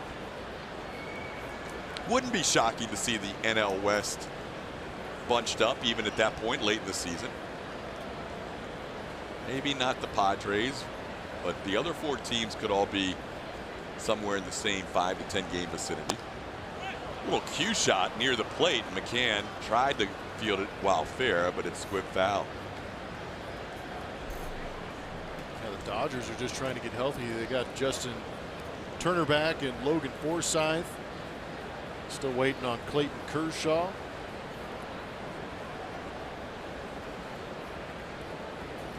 The Diamondbacks have been going in the wrong direction in a bad way. They're losing 8-2 today. Man, in a hurry too.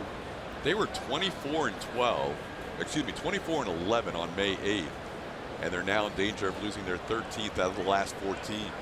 Yikes. Astros saw them when they were still doing well during that stretch. Diamondbacks took 2 out of 3 from the Astros at Chase Field. That's a bad stretch. A.J. Pollock's been hurt. That's a big blow for that lineup.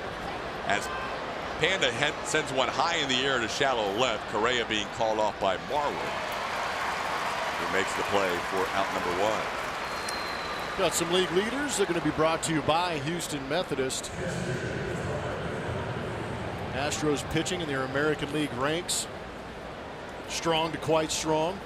2.42 ERA, leads by a large margin. A lot of guys racking up strikeouts. 504 for Astro pitchers. Got to work on those walks. Let's go. When you say strong to quite strong, it's not even close. It's not. There's nobody within a run of them. Yeah. And we're 50 games in. That is a big margin. If you're that far separated from the next closest team, Astros team ERA of 2.42, Boston at 3.54, starters 2.26, Cleveland at 3.35. When you're that far separated, it's going to be hard for anybody to catch the Astros in the next 100 plus games. And with their offense being just average this season, that's what explains that run differential for the Astros and why they're in that American League West lead. They're at a plus 107, and a majority of the reason is they have oppressed opposing offenses with this pitching staff. Yeah, it's crazy to look at the AL West with the run differential because the Astros seemingly should be much further ahead of the Mariners in 2 games. I agree. This ball high in the air to shallow center. Kemp comes in. Correa goes out. It's Kemp who puts it away for out number 2. The Mariners are a +8 in run differential, but they're 9 games over. Astros +107. The Angels are +19, but they're 4.5 games back. Yeah, that runs against number in the American League West. The Astros pitchers have given up 125 runs. Seattle Mariners have given up 206. Are you kidding me? Angels 203. Man. Next closest in the AL, the Red Sox pitching staff, and they're a full 55 runs allowed more. And again, that's more than 1 run per game. Wow.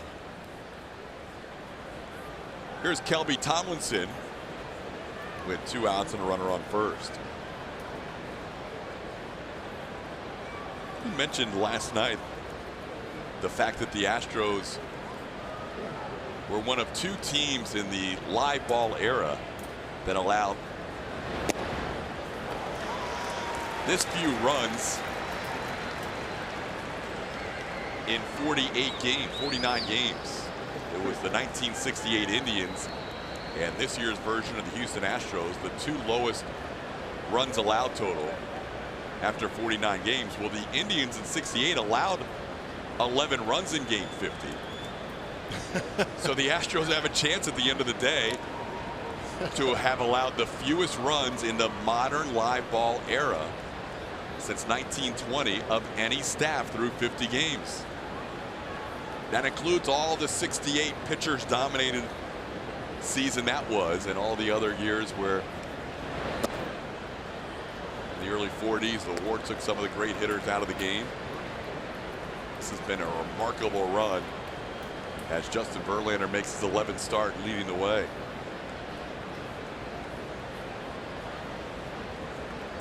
Tomlinson grounded to short his first time up.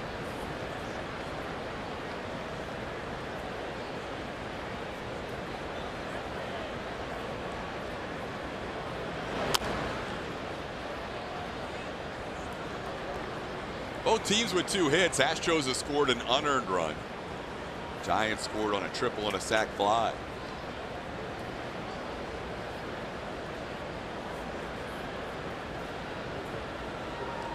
That's the one thing this Astros offense we really haven't seen them do is string together a good 6 or 7 games in a row where they're getting runners in scoring position, driving them in, and we're seeing those not necessarily double-digit runs per game, but those 6 or 7 per game. No, you're right. It's been a lot more hot and cold this year than it was last year. It's been extremes.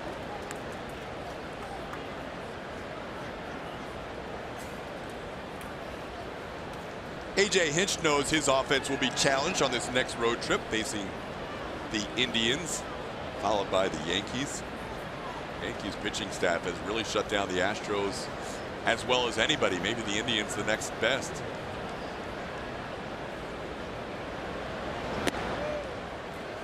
Bluffed by Crawford. He will go on the next pitch as now the count's full with 2 outs. Yeah, you've got to imagine teams around the league are watching what the Yankees do against the Houston Astros because they suppressed them in that ALCS, holding them down pretty good, and they've done a great job here in the series they faced them here at Minute Maid Park. It'll also be interesting to watch the Astros go into Yankee Stadium and see what kind of adjustments they make to some of that pitching too.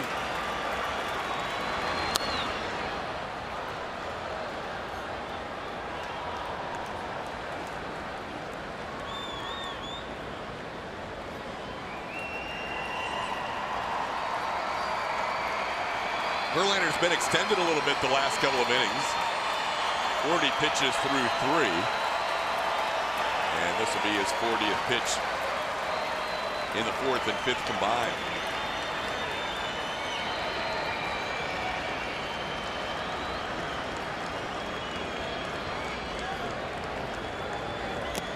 Foul tip caught by McCann. That's a strikeout, number 7.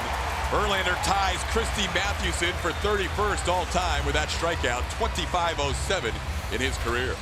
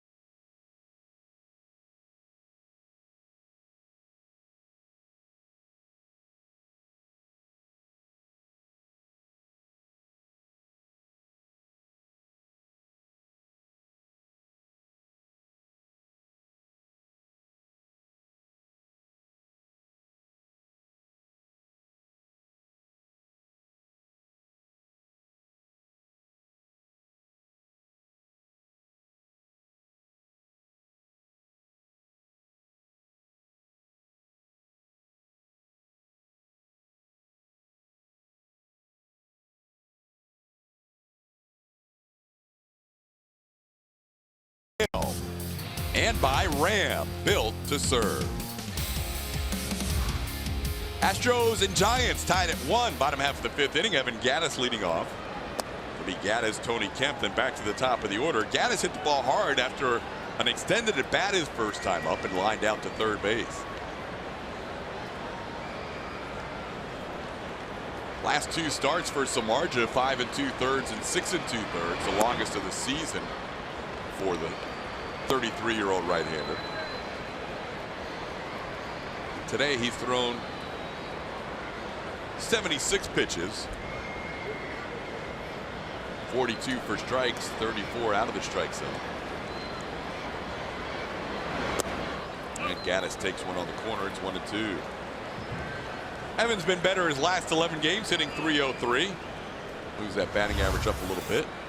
Front side of Evan is flying a little bit early. Not a bad pitch to hit. We've seen him drive that pitch out of the ballpark here.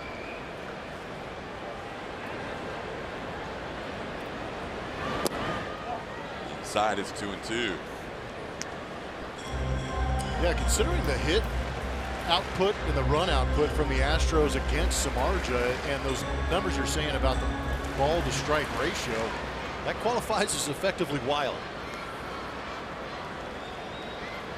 3 walks issued by Samardzija.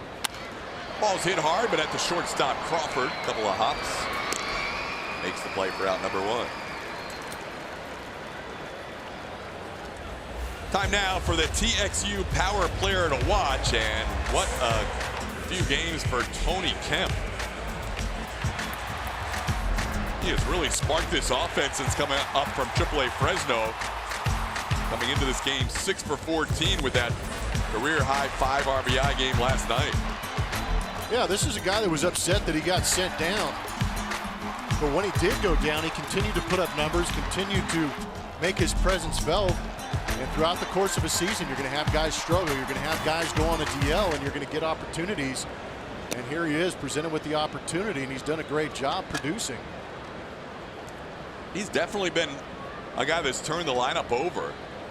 The Astros haven't had a ton of success out of the number 9 spot in the order this year. But Kemp really has provided a nice boost for them to thicken that lineup. And he's really not playing his natural. I mean, he's more of a second baseman. He's had to play the outfield just to find his way into this lineup. Obviously, second base is already occupied. For a while.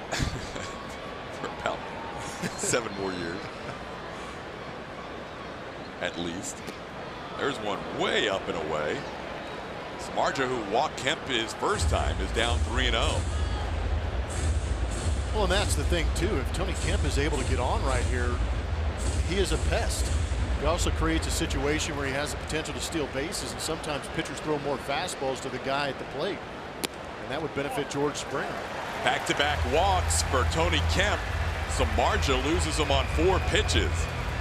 And that's something the Astros, even though they've had some speed up here with Derek Fisher and Jake Marisnick, they don't really haven't had that many stolen base threats, where now George might get a fastball.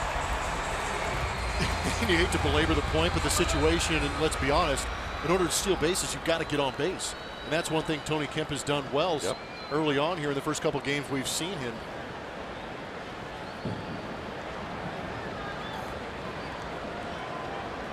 Four walks for Samardzija, ties his season high. Again, this guy had impeccable command last year, leading the National League with 1.4 walks per 9. I think I saw Jake. Jake was supposed to get here right around game time. I think I saw him down in the dugout just a moment ago. You did perk up all of a sudden. Jake, always affable, always joking around with his teammates back on the team. I'm sure he was happy to get up at whatever crazy hour in the morning it was to catch that first flight out to Houston today, so we could get it back on another flight later on tonight. Yeah, it's funny when guys get called up from AAA, they'll be on that 6 o'clock flight in the morning. Yeah. When they get sent down, they're going to be on the 6 p.m. flight. What time do I have to wake up? 3:30? All right. Yeah, I'll be there. No problem. Yep. I'm on it. I'm going to sleep at the airport. The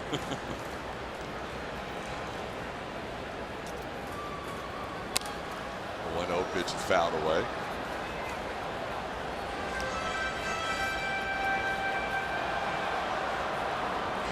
I see you. Oh, he ducked down to look at us.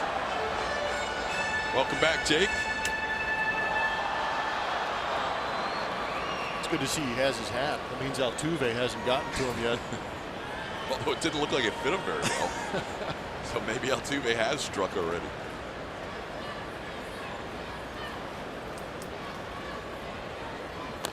Little check swing, and that's going to be a foul ball. Got in on Jordan. It's 1-2. Yeah, that was uncomfortable. That's the arm side run that Samardzija has.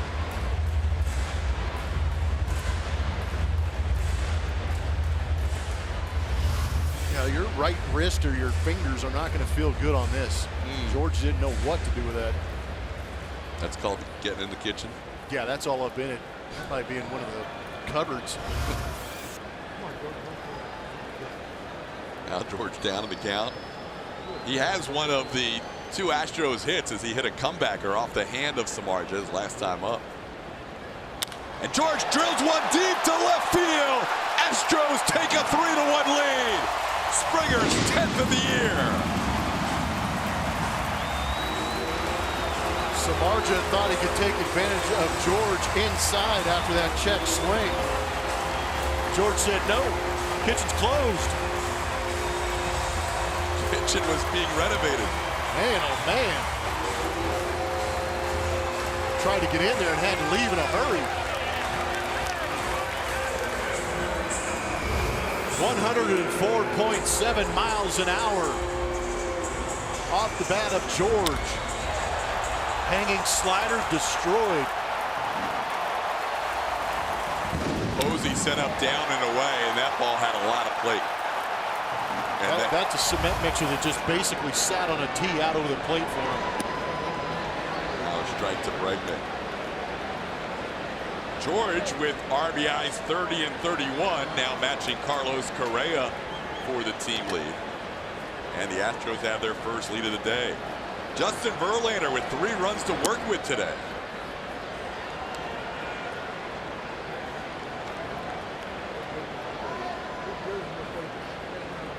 That's the most runs he's had to work with in 5 starts in May. 5? Oh. It's been a total of 3 runs in the previous 4 combined. Jesus. So this for Justin feels like the 11 for Garrett yesterday. If Justin actually spoke to his team when he pitched, he'd probably be down there in the end. He'd go, pace yourself, boys. Easy now. Ease up. There's a nice breaking ball from Samardzija. It's 2-2.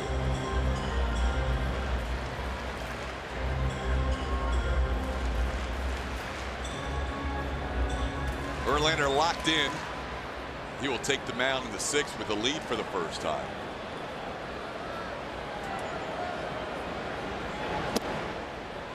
Shoots the corner and misses. Another long count by Alex Bregman. This guy continues to grind at bats. It's working. If it's working, don't change it. It's all about being consistent. He has definitely been one of the more consistent hitters for the Astros. Takes another walk. Second walk of the day, 31 on this season for Alex. Again, pay no attention to the 268 average. He's got the best on-base percentage on this team as he approaches 400 in the on-base percentage department. Have a little meeting at the mound. Giants have no bullpen action going, so this is just a little discussion here about how to pitch Altuve. Kurt Young, the pitching coach, coming out. I think that's the interesting thing. We talk about sabermetrics and analytics a lot, and you talked about Alex Bregman having a 268 average. And unless you're watching him on a daily basis, you don't understand that he's actually having a much better year. That's why you start reaching into some of the peripherals of Alex Bregman, and you see the OPS is highest, or it's very high at 808 coming into this game. It's going to climb, but you've got to understand that you've got to combine that on-base percentage, which is very good for Alex, getting close to 400. And he's been slugging the ball pretty good when he does make contact. 16 doubles, 4 home runs, account for 20 extra base hits to go with all the walks. Yeah, a lot of people would rather hear on-base percentage. When I say a lot of people that are more into the advanced stats than others would like to hear on-base percentage before batting average. So they feel like number of times you're on base, no matter how you get there, is more important. Altuve grounds one towards third in the glove of Longoria, but he kind of caught it in a snow cone a little bit, and that may have slowed up the process, and Altuve beats the relay throw. What'll happen sometimes is that ball will kind of jump on you a little bit, hit in the pocket, and shoot to the end of the webbing of your glove sometimes, and then it makes it tough for the fielder to figure out where the baseball is, because you're anticipating reaching where it hits in your glove, and you kind of search around a little bit, but he does a good job of making sure of getting the lead out. Yeah, it kind of goes to the end of the glove, and then you have to fish in there a little bit. That's from the spin in the ball? Yeah, and it's the trajectory of the ball coming off the ground. It's bouncing straight up and relatively firm, so when it hits hard in the glove, it'll jump to the web. Altuve tells Alex Bregman, you're not the only one that can steal a bag. Altuve picks up his fourth, and the second steal of the game for the Astros. That's the interesting thing about this part of the lineup. You do take Alex Bregman off the base paths, but you replace him with a guy who can still run the bases pretty good in Jose Altuve.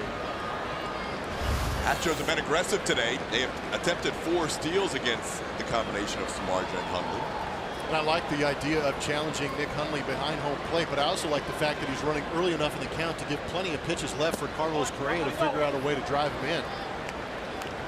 Correa roped a single over Brandon Crawford's head his last time up, and now he's got a 2-0 count.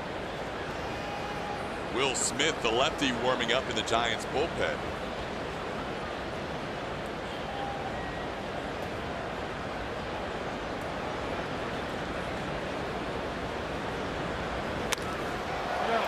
Little flare in the left field in front of Belt. That drops in for a hit. Altuve trying to score. He is safe.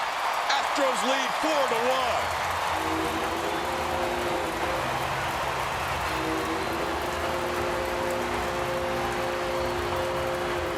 Two out base hits. Those are backbreakers. It also helped out Jose Altuve get a good jump on that ball too. Might have had to have hesitated if there were less than 2 outs, but going on the swing of the bat, scores easy. Just when Springer tied him up in RBIs, Carlos Correa retakes the team lead with his 32nd run batted in. Altuve scores his 25th run of the year, and that'll do it for the starter, Jeff Samardzija. The Astros get him for 3 runs in the inning and lead him 4-1. We'll tell you about the new pitcher when we come back.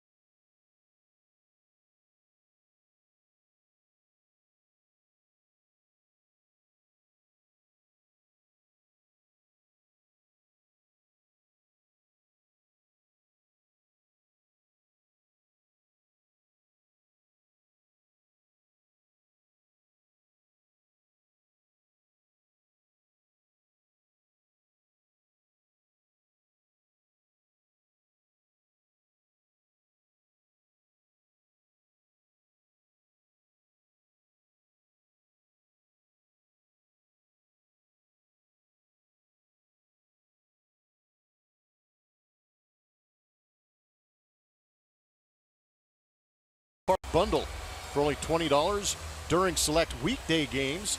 This offer includes a ticket, hot dogs, soda, and popcorn. Visit astros.com/ballparkbundle for tickets and more. Samardzija out of the game with the Astros putting up 3 in this inning. They take the lead 4-1 and 2 outs, and the new left-handed pitcher is Will Smith. Smith's a 28-year-old lefty. He will face Marwin Gonzalez, the switch hitter, batting right-handed. Features fastball, slider, curveball, changeup. Against the righty, it'll be more heavy on the fastball. Against lefties, it'll be about 50-50 fastball, slider. Made his 2018 debut on May the 2nd, coming back from Tommy John surgery. Missed the previous 13 months. So Smith will face Marwin Gonzalez with Carlos Correa on first base.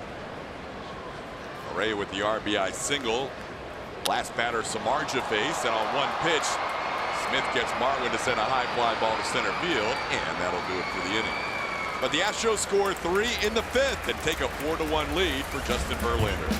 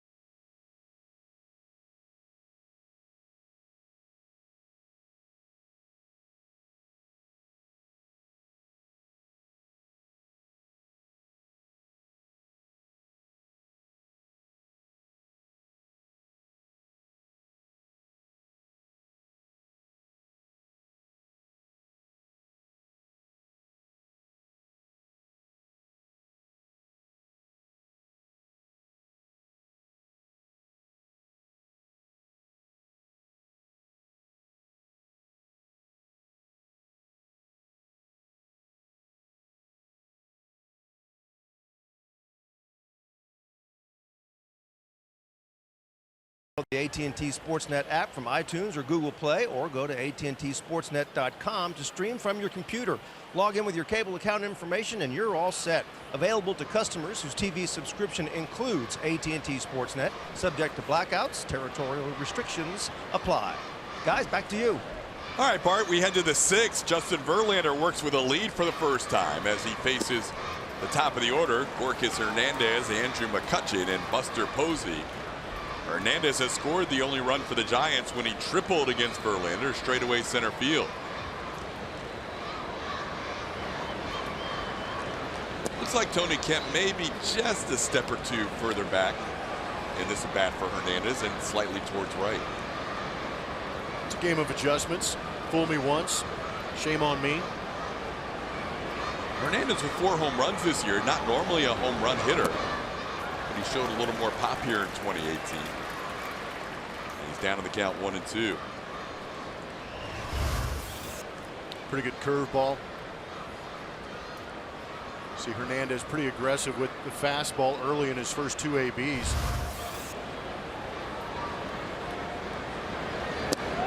Called third strike. Takes the fastball for strikeout number 8. Now Verlander passes Christy Mathewson as he moves into 31st place on the all-time list by himself. Good job setting up the fastball, painting in that lower portion of the zone. And again, we talk about spin rates on curveballs and sliders, but there's also a spin rate on fastballs that allow that pitch to stay on that lower part of the plate. As a hitter, you see that downward angle and you anticipate it powering down out of the zone, and it just never does because of that backspin they create with the arm. So the Hernandez reaction may have been a combo of both thinking that might have been a low, but also a little surprised that ball carried the way it did at the knees. And the fact you got no chance to hit it. Right. It's a combination of everything. Everything. Like, what do I do now? I guess I have to leave. Here's Andrew McCutchen. Ooh, that's nasty. Verlander's pitched McCutchen tough today. He struck him out both times, and he's at 0-2.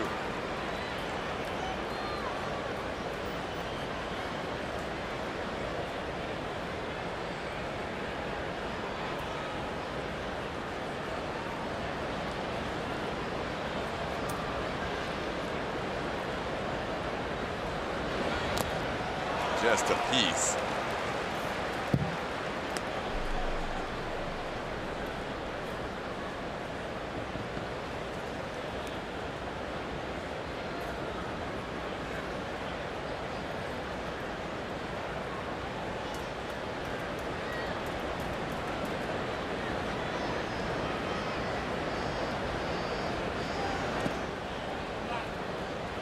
Even though McCutchen stayed in the National League and Verlander stayed in the American League, McCutchen happy that Verlander is no longer his natural rival. The Tigers and the Pirates used to be the natural rivals and face each other every year. The Astros blown out the run support for him. It's been an uncomfortable day for McCutchen. Ooh. He is 3 for 23 against Verlander in his career. Never mind, that's an uncomfortable 23 ABs. See what MD Anderson says about that last fastball. Just off the edge. See McCann trying to bring that back and make it look like a strike.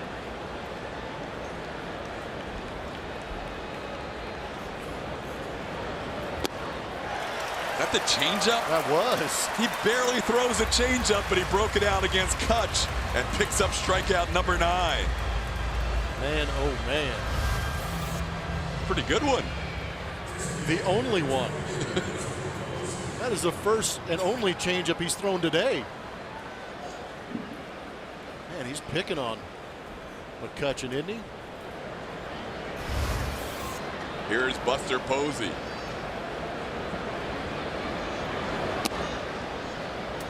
I was in between innings just thinking to myself, Verlander finally has the lead. It's a nice lead, 4-1, and now he's facing the top of the order for the 3rd time through. Like, I'm really looking forward to seeing how he attacks this inning, and he has been throwing some great pitches. It's 1-1.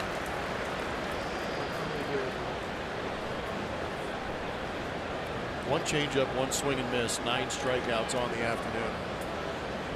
Yeah, we really haven't seen too much of Justin Verlander being able just to attack the zone with his stuff with a relatively, it probably feels like a huge lead for him.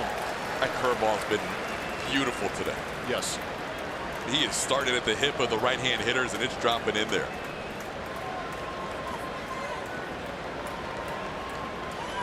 Ahead of Posey, 1-2.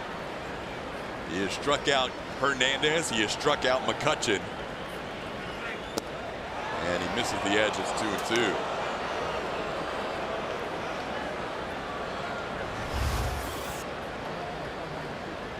Still trying to go after that outside corner with that fastball. Fish ain't biting.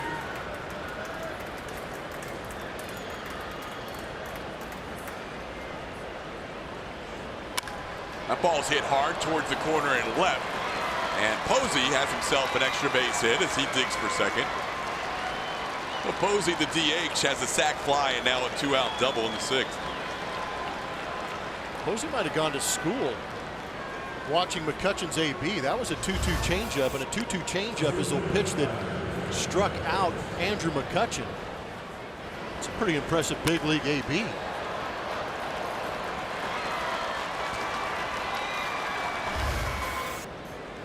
So now Verlander will have to deal with the hottest hitter in the National League last week, Brandon Belt. Belt has struck out and a little flare pop-up for a hit on the left side. This time he won't get a hit if he puts that same pop-up on the left side, because Bregman is at third with Posey the runner on second. Swing and a miss. Slider down and in, strike 1.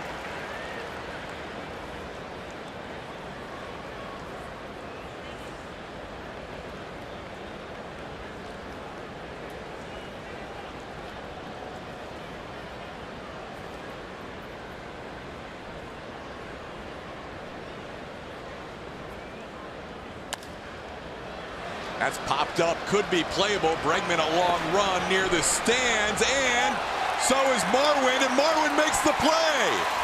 Marwin Gonzalez from out of nowhere. Verlander's going to wait to congratulate him on the way by. What a catch by the left fielder. And no damage done to any humans in play and out of play. Good hustle, kind of that Bermuda Triangle. Bregman had a shot, but Marwin comes away with it. Nice.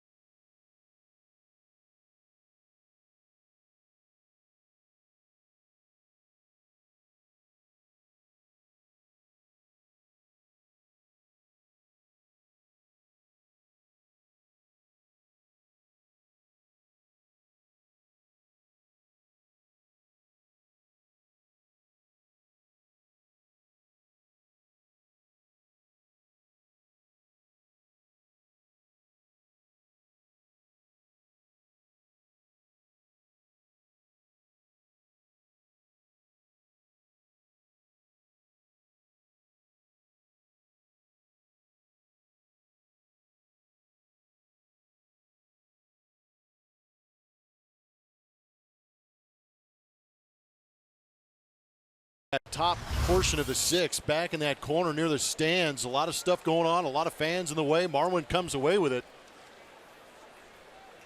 Pretty impressive. That's a tough angle for the third baseman, much like we saw Carlos Correa going with that over the shoulder. Marwin had the better angle. Did a great job the last couple of steps to avoid contact, yet still make the play. Some concern to the fans. Good effort, Alex. Thanks for being here. Yep. I like the fans too, not interfering. That was big. That was. Fans can reach over and interfere, but not in this case.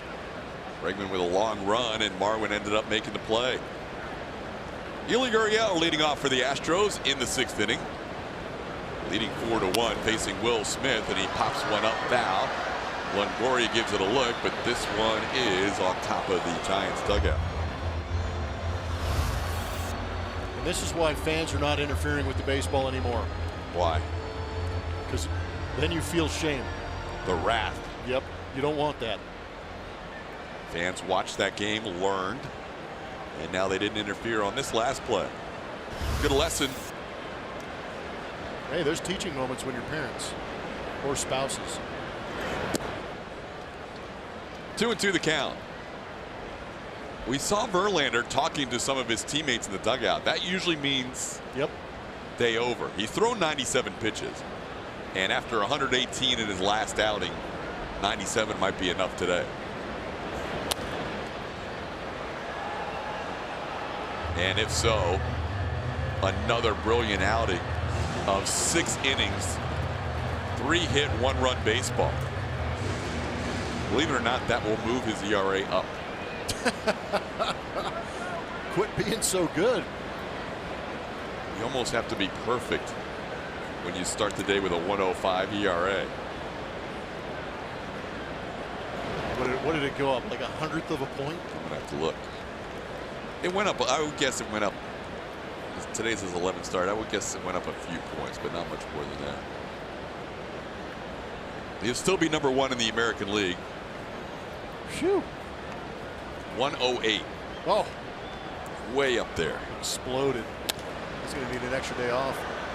3-2 pitch is pop foul, and Sandoval's there. He makes the play. Pablo Sandoval getting a start at first base makes the play right in front of the crowd on the first base side, and Yuli's retired. Well, I like the idea of messing with the opposing team.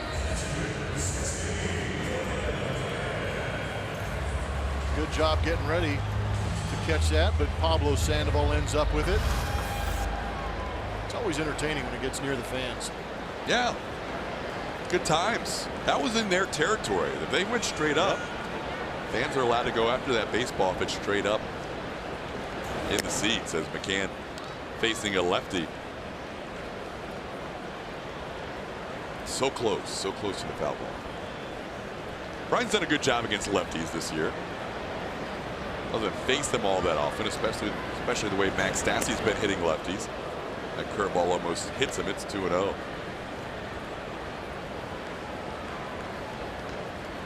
McCann on the year batting .308 against left-hand pitching. But compared to his catching compadre Max Stassi, that's nothing. Stassi's hitting .519 against lefties. Nice pitch, but misses. 3-0. Smith thought he had a strike. Looked like it broke back over the plate.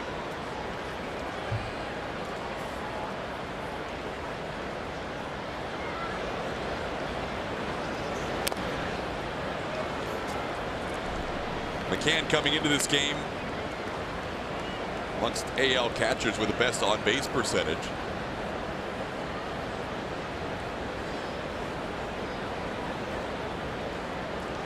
For 2 today, a fly out and a pop-up. Had the big home run Sunday against Carlos Carrasco to win that game against the Indians. Astros will see the Indians for the next 4 games after today. Indians with a night game tonight at Wrigley Field against the Cubs, and then the Astros with everybody in the rotation other than Justin Verlander facing the Indians in this next series. Broken bat into the shift. And the play is made by Longoria, who's not used to playing second base, and made a wide throw, and it still worked out.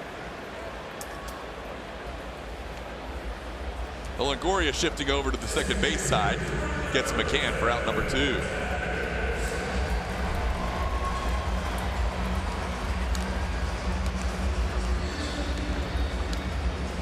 Best in baseball. Yes, it is. You saw just the AL guys. You'd have Verlander, Cole, and Morton in the top 3. My goodness. It's a league where pitchers don't hit.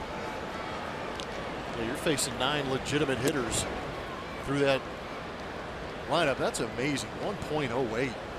11 starts into the season. And as an Astro, coming into today, he was not only 105 this year, he was 105 in his career in the regular season. Over 15 starts. So now he's 16 starts in. And he's gone 108 2/3 innings and allowed 13 earned runs. Come on. Picked up another big strikeout day today. 9 strikeouts in 6 innings. Evan Gattis bats with an 0-2 count, 2 outs, and he pops one up. Good inning for Will Smith as Gorkys Hernandez comes in to make the play. And a 1-2-3, bottom half of the 6th inning. Astros lead 4-1. They will go to the bullpen in the 7th.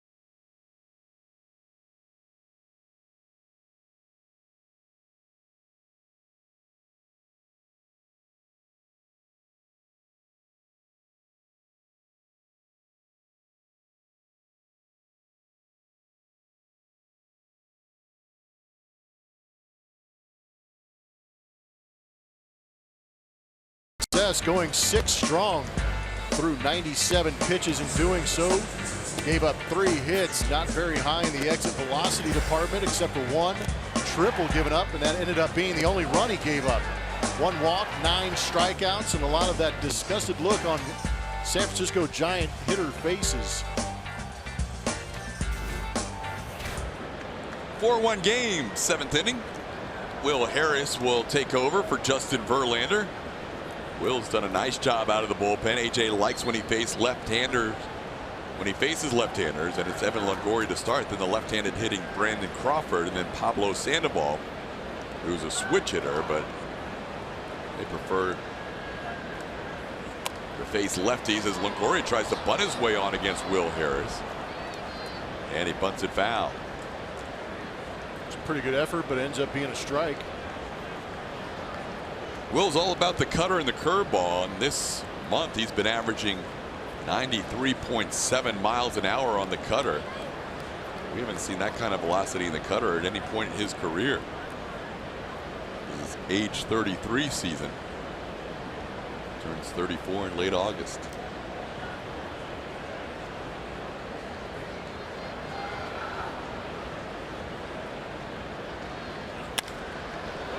Ball hit pretty hard, but Kemp is back and makes the play as Harris retires Longoria for the first out of the 7th inning. Yeah, you can see Will wasn't happy with the location of that pitch. Just lucky that he lined it to Tony Kemp out there in center field. I'll bring up Brandon Crawford.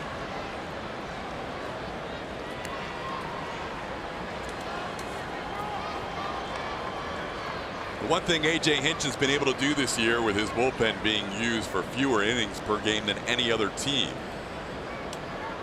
and the Indians would be second in that category, is he has really been able to line guys up exactly the way he wants to. It's been a nice luxury 50 games into the season where A.J. really hasn't been pressured to use guys more extensively than he wants. He's basically been able to match up exactly which part of the lineup he wants for each guy. We just saw Brad Peacock pitch in an 11-2 game yesterday just to get work. So that's all it was. It was a simulated game and a real game basically for him. And Peacock may have been the MVP of your pitching staff last year. Yeah, absolutely. And now he's going a week without an appearance. We just don't need you right now, Brad. Put your feathers away. Hang out. We'll call you when we need you. It's like, I'm okay. Everybody else on the team's doing a great job. I'm just happy to help out. Here's a ball off the leg of Harris. McCann's going to try and get out there and field it, but it's too late. That'll be a base hit off of Will Harris. Carlos Correa just kind of hanging out behind second base, kind of motioning to Will Harris. Yeah, I got your back. You didn't have to go all Kelly Rudy on it. A little kick save. Yeah, it was. Tonight, game 7 of the Eastern Conference Finals. And a little hockey kick save right there. Saved the goal, but gave up the hit. Carl's like, hey, we're in the shift. Yep, back here. Got your back. Will's a fielder, third baseman in college. He's got those, he wants to knock everything down. Yeah. Instincts. He's a big body guy, too. It's now a 10-game hitting streak for Brandon Crawford.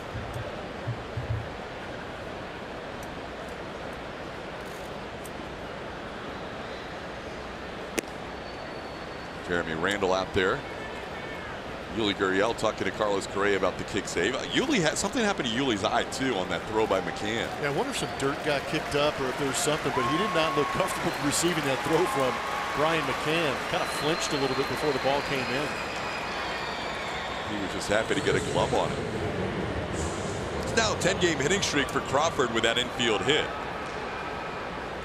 He's hitting over 500 during that stretch. I'll bring up Panda Pablo Sandoval.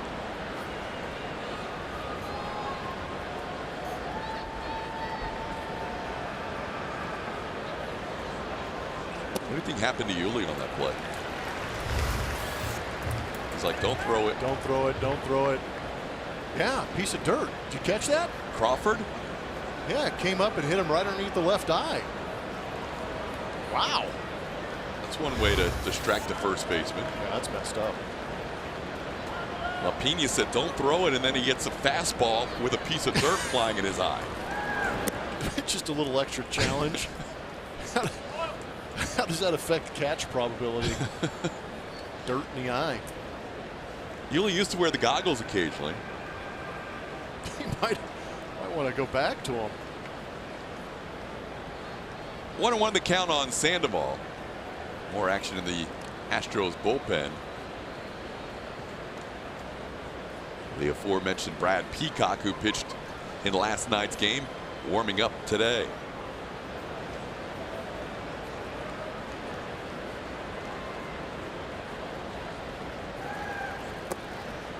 Pitch misses. It's 2-1.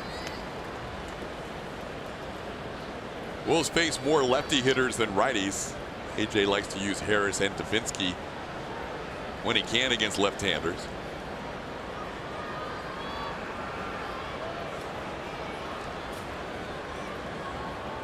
Next 5 hitters for the Giants are all right-hand hitters. That's back to the screen. It's 2-2.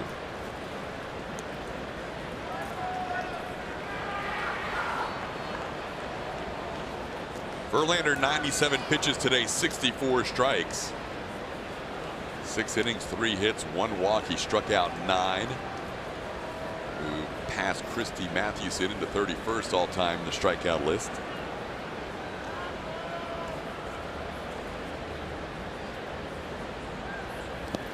Swing and a miss. Ball gets away. Sandoval can't go anywhere, but Crawford can advance, and he will. With a runner on first base, Sandoval automatically retired. That's a strikeout for Harris on the wild pitch. Crawford moves to second.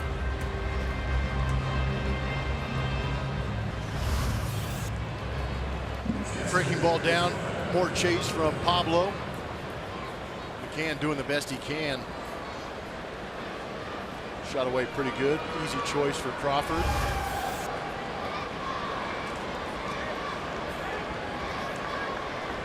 Here's Nick Hundley. He struck out and popped in the shallow center against Verlander.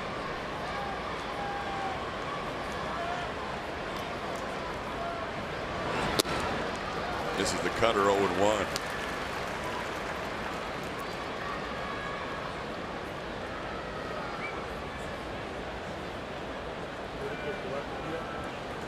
Verlander's next start will also be a day game. He'll go against the New York Yankees at Yankee Stadium on Memorial Day.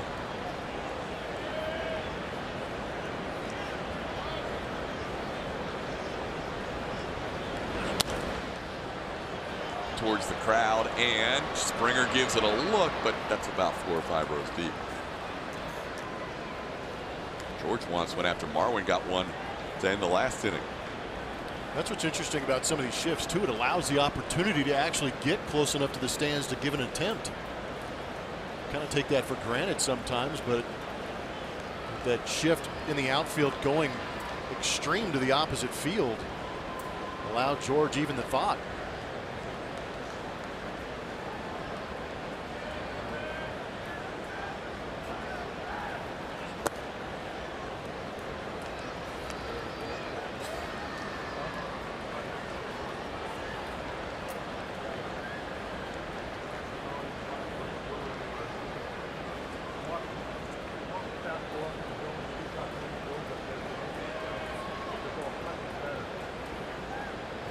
Swing and a miss. Harris comes back to strike out the last 2 hitters, Sandoval and Hundley. And strands Brandon Crawford at second base. 7th inning stretch time at Minute Maid Park. The Astros lead the Giants 4-1.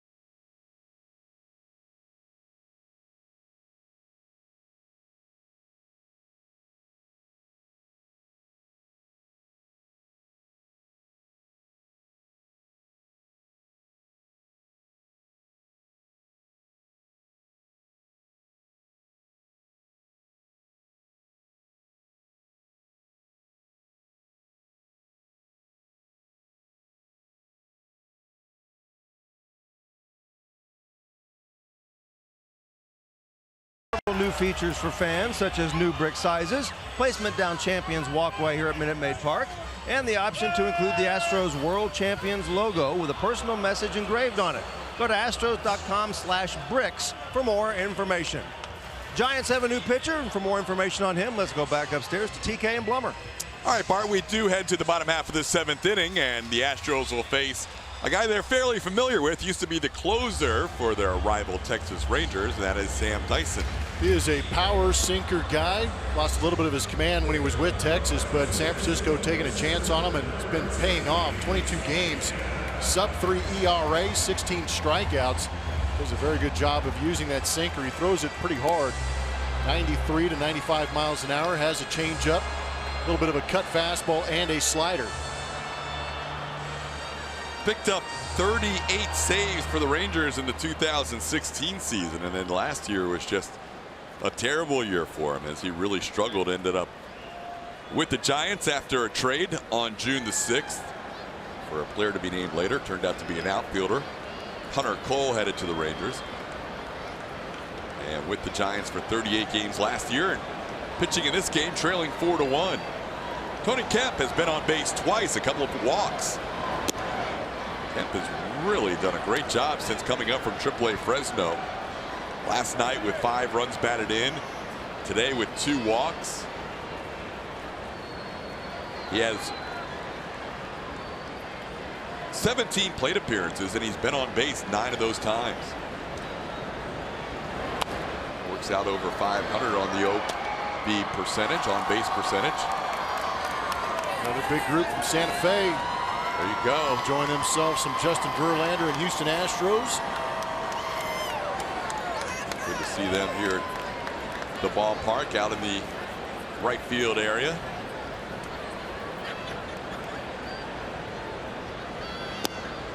It's a good pitch there. It's 1-2. Astros have Kemp in the top of the order. George Springer, who made the difference in this game with his 2-run home run. Turned a 1-1 game into a 3-1 Astros lead. Carlos Correa would add an RBI single to make it 4-1.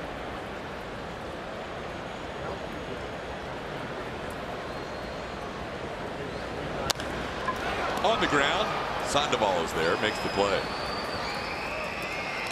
Well, Kemp retired for the first out of the 7th. Time for T-Mobile, built for baseball. My goodness. Could see that over and over and over again. George Springer hitting a hanging slider out to left field just over the Crawford boxes. Estimated 411, 105 miles an hour off the bat. Trying to build a win for Justin Verlander here at home. George with his 10th home run of the season in game number 50 of the year.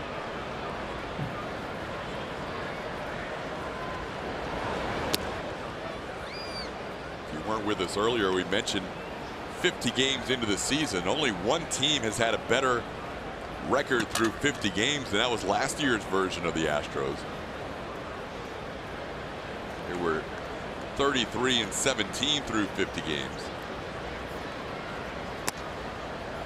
The 98 version 31-19. If the Astros win today, they'll move to 32-18 and have the second best mark in franchise history after 50 games, just trailing last year's World Series champions. George 2 for 3, a fly out, an infield hit off Samardzij's bare hand, and then the home run. Called strike. It's 1-2.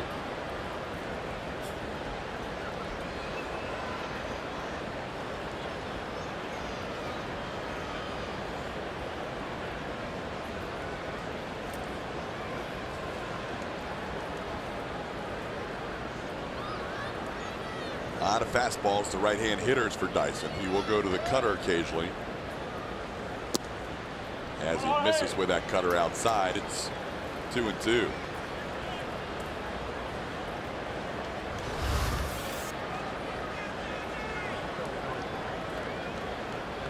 It's a cut fastball at 90. Good job of laying off it.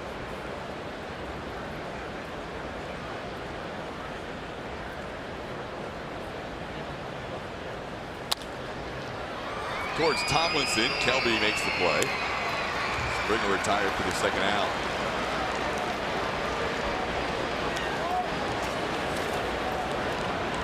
Samardzija for 4 2/3 innings, 5 walks, 4 hits. Astros got him for 4 runs. 3 of those were earned.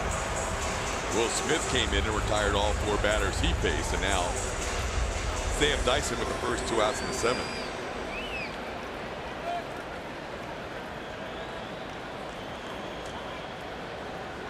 Like Brad Peacock will come on for the 8th inning. He continues to warm up in the Astros bullpen. Here's Alex Bregman. Bregman has walked 2 more times today.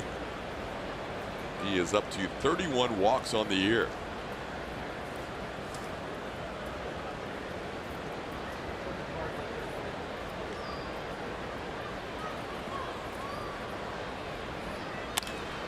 That ball's into center field. That's a base hit.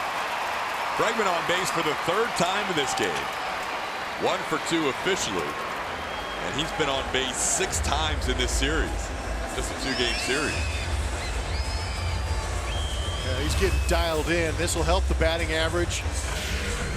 Still doing a good job as far as on-base percentage is concerned and getting those hits when he can.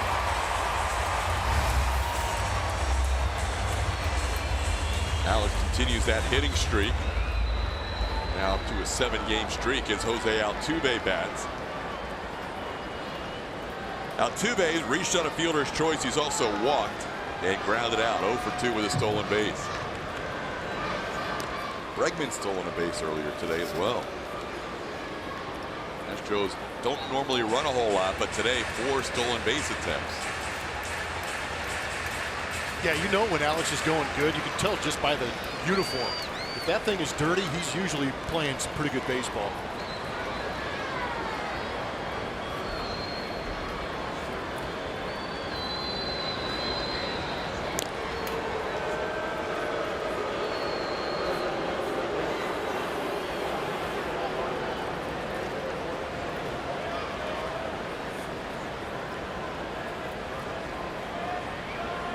Sandoval thought they got Bregman. He's asking the dugout to check with video replay. He's the only one that feels like they may have had it out there. Everybody else was kind of standing around. Nobody in the Giants dugout thought there was an out. Pablo may have felt differently than everybody else. They don't challenge. That was interesting.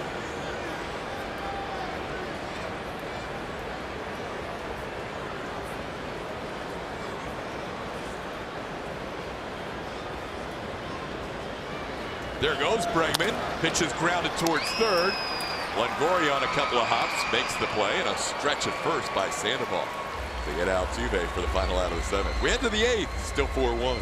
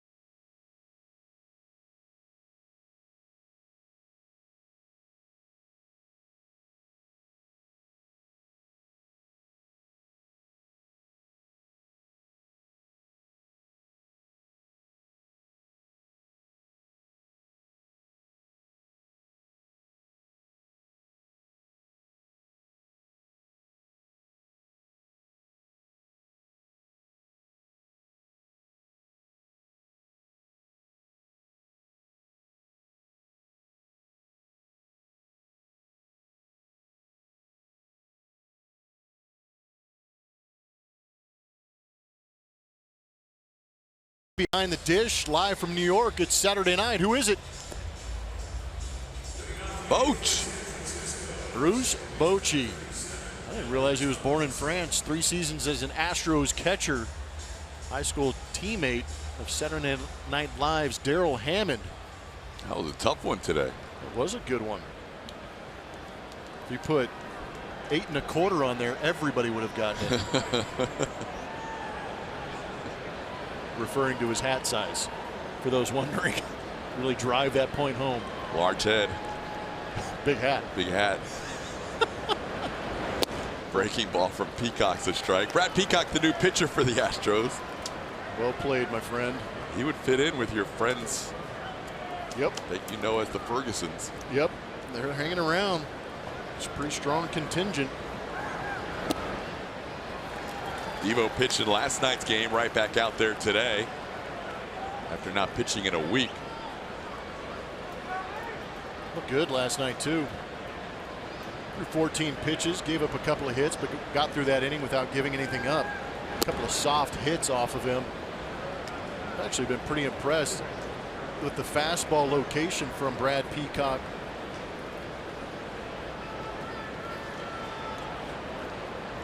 Eighth inning baseball, Astros protecting a 4-1 lead. Chris Stavinsky warming up in the Astros bullpen, and Peacock takes care of Tomlinson with a strikeout for the first out of the eighth. Bart.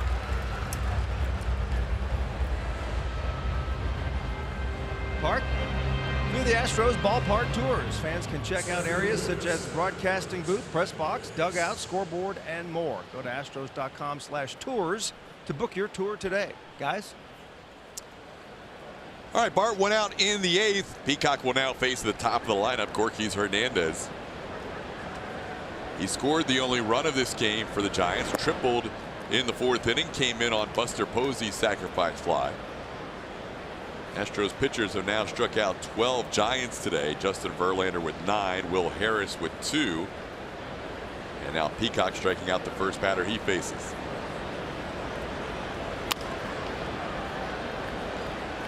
One and one the count.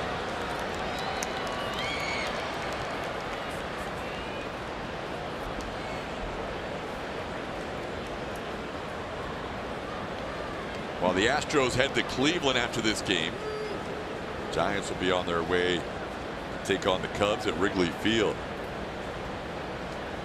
Another 3-game series beginning Friday. They have the day off tomorrow. The ball's hit hard and a base hit past Altuve into center field. So Hernandez has 2 of the 5 hits for the Giants in this game. He's a 1-out base runner in the 8th.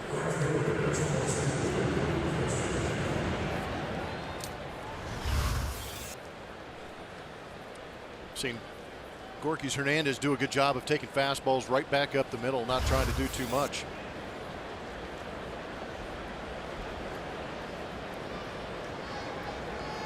Here's Andrew McCutchen. McCutchen was a strikeout victim 3 times, 3 of the 9 strikeouts for Verlander.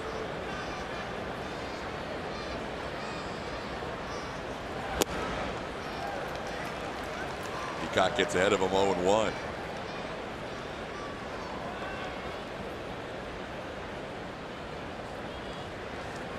Brad's been around the zone this year. He's got 25 strikeouts, now 26, getting Tomlinson and only 4 walks.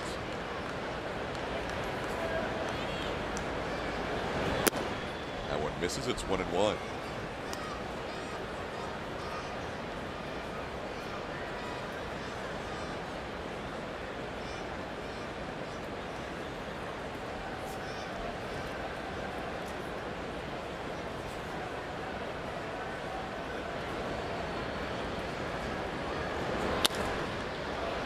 To right field, Springer drifts back. He is at the edge of the warning track and he makes the play. McCutchen flies out for out number 2. That'll bring up the DH Buster Posey.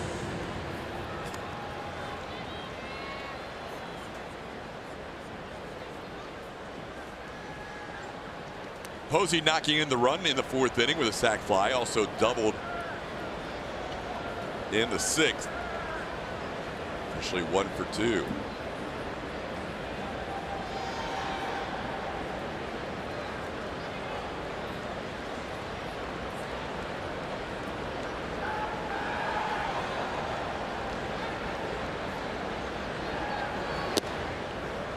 They have 3 guys in their lineup hitting over 300. Posey right now sitting at 307.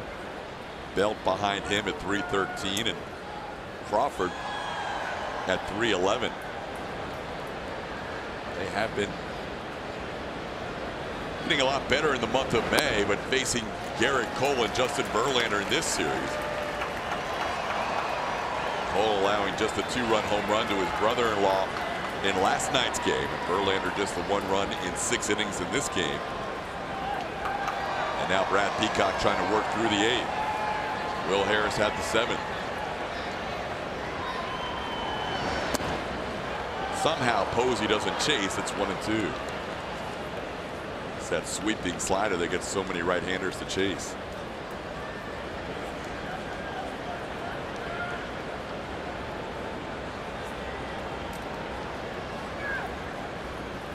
Posey facing Brad Peacock for the first time.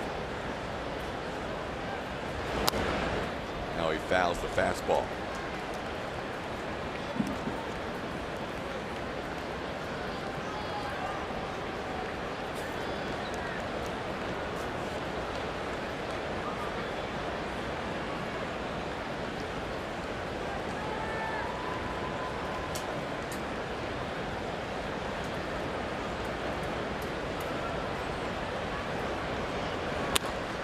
Ball line to Bregman at third base, who makes the backhand play to end the inning. 1 hit, 1 man left on base. We head to the bottom of the 8th.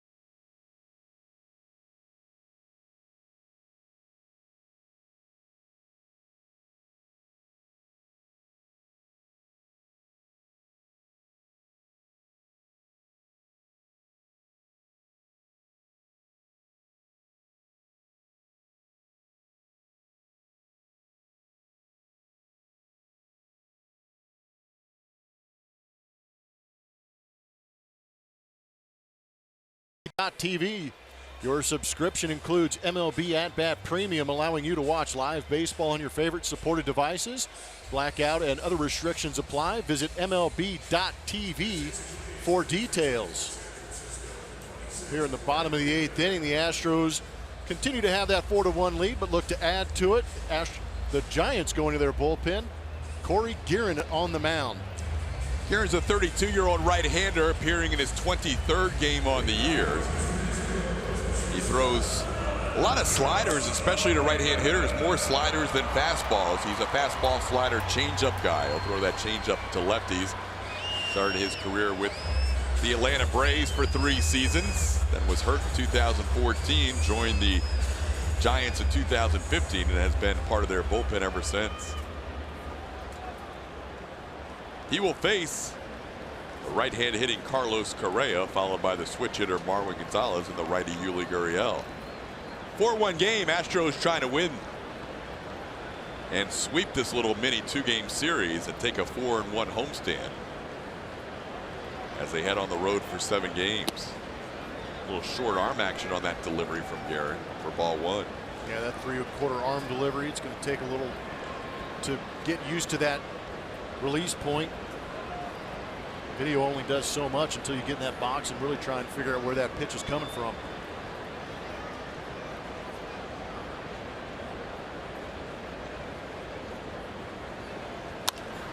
Back through the middle, hits Garrett. He gets on in a hurry and sidearm throw wide of the bag. Sandoval off the bag, and Carlos Correa has his 3rd hit of the game. That hurt. Just in case the first base umpire and crew chief Mike Winters needed help, Jose Altuve made the call from the dugout.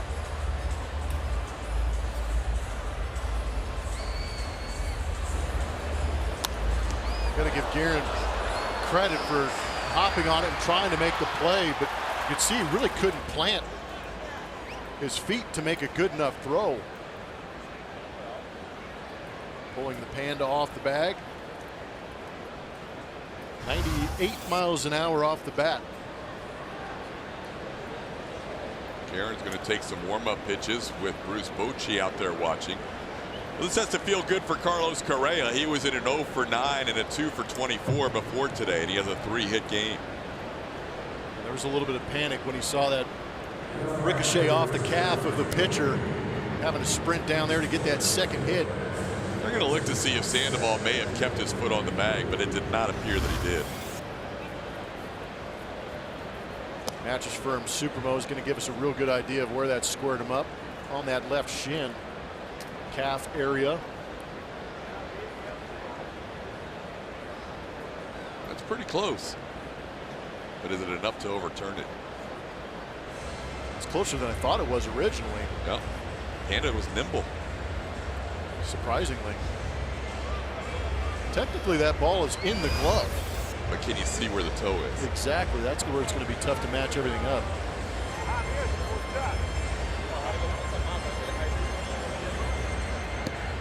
Crew Chief Mike Winters, the home plate umpire Rob Drake on the headphones back to New York.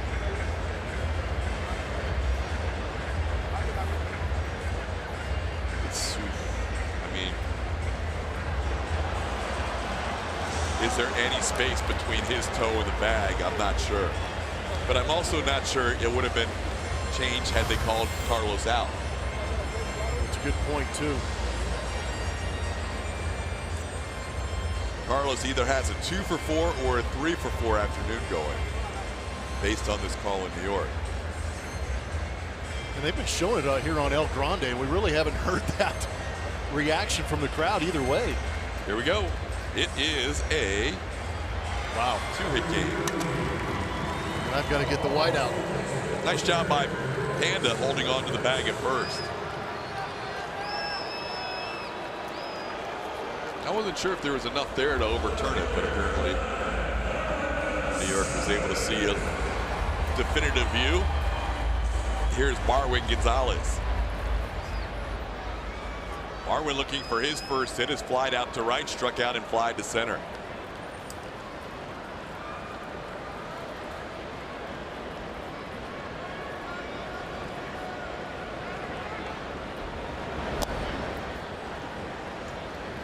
I mentioned he throws a lot of changeups to lefty hitters, and there was one of them. Changeup at 84, fastball at 92.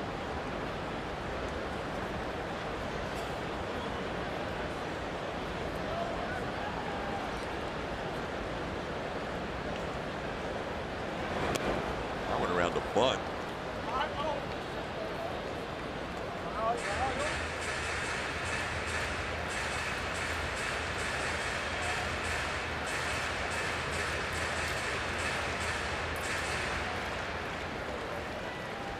Mentioned the Astros will be going to take on the Giants up in San Francisco on the 6th and 7th of August in one of the more beautiful stadiums in the league at AT&T Park. That'll be a Monday and a Tuesday after taking on the Dodgers over the weekend. They have a lot of assistants to the general manager. Possibility that you may run into one of their special assistants to the GM while we're there, Felipe Alou. Love Felipe Alou. I want to hear you do Felipe Alou while talking to Felipe Alou. You do a good Felipe Alou. I do. I got to come up with a scenario. He was your first big league manager? He was my first big league manager, and I think the reason I appreciate him so much is he was a very good manager, but he was also a Latin manager, and he kept putting me out at shortstop. And I know that sounds a little crazy, but it's not normal to have a 6'4" shortstop running out there, and he understood that I wasn't going to play that typical speed, high range type game. And I got called up, and he threw me right into the mix. And we're going to go look at our stroll poll, brought to you by Chevy. Oh, we got a stroll poll, and it's brought to you by a Chevrolet. Yes. Which a player tribute would you like to have? Well, Altuve. Altuve, the hand-eye coordinator. Now that guy, he used to hit like me. That's what he would always say. You'd hit a home run, and Felipe Alou, that's how I used to hit him. But Felipe was one of the best, and so is Jose Altuve. Really couldn't go wrong with anything on that Chevy stroll pole. But Felipe Alou, I showed up in his office, and he goes, "You're a big guy to play a shortstop." And I said, "Yes, sir." And he goes, "You playing tonight?" I said, "All right." He just kept putting my name in there. And love it. It worked out extremely good. So, yeah, I really have a kind heart towards Felipe Alou being my first manager. And the Alou brothers have a connection with Houston. Jesus Alou played here. Matty Alou was the third member of that trio of Alou outfield playing brothers. Moises. Son. So, yeah, hopefully we'll see. They've got a lot of great names that are still employed by the Giants. I think I saw Sean Dunston running around the field earlier today, too. He's another fun guy to watch, play, and play against. Guerin with a little chopper to Crawford, and the throw gets past Sandoval. Yuli Gurriel's going to reach. Yuli reached earlier in the game on an error by McCutcheon. We'll see how this one is ruled. Yuli looking for his first hit of the game. Instead, it is ruled an error. That's not something you normally see from Brandon Crawford. He's usually a pretty trustworthy shortstop, but the throw going in the dirt, and exactly right there, you see what happens, why that lip of the grass and dirt comes into play. Instead of bouncing up in a traditional fashion, it kind of skipped under the glove of Pablo Sandoval, leading to that E6. Second error of the game for the Giants, both times coming off the bat of Yuli Gurriel. And here's Brian McCann.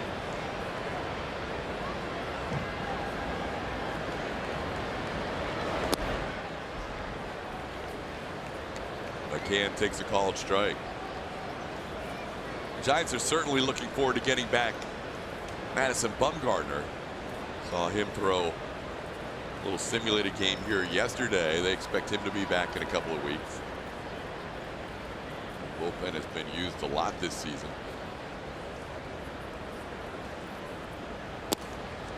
Pitch misses inside to McCann. It's 1-1. Astros have had both Colin McHugh and Ken Giles warming up this inning. You would think the threshold would be save situation Giles more than a save situation McHugh. Right now it would be a 3-run save situation.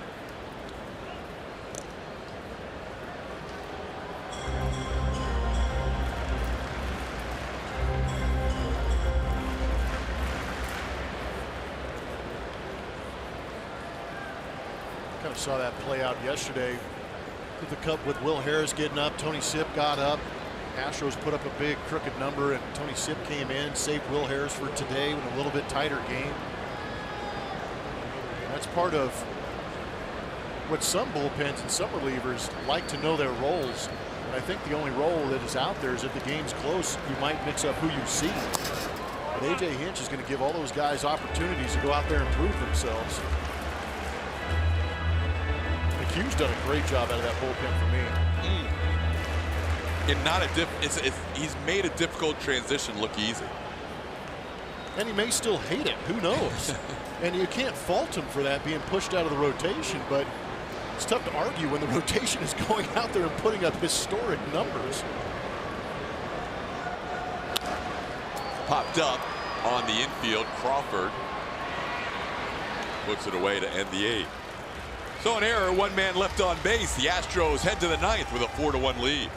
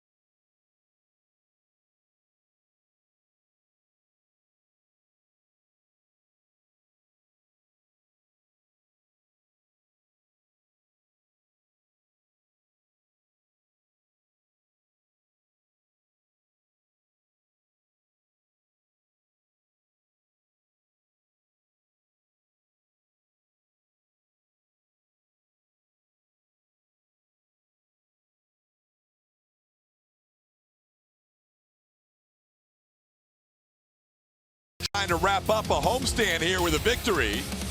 And not only win this game 4-1, but try and have a 4-1 homestand, as the Giants will have their 4, 5, and 6 hitters due up in the top half of the 9th inning, down 3, and facing Ken Giles.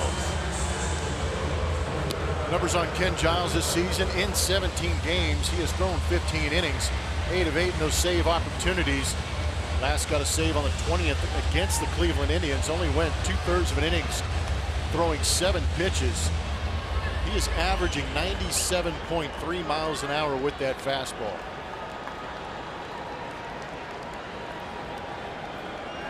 Both teams with 5 hits starting this inning. One of those 5 for the Giants belongs to Brandon Belt. A little pop flare single into shallow left field back in the 4th inning. Belt, Evan Longoria, Brandon Crawford, and he swings and fouls one away.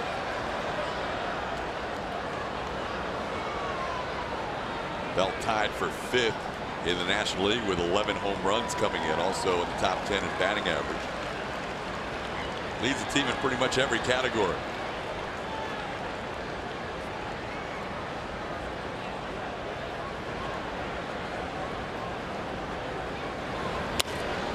And that is a base hit into right field off the bat of Belt.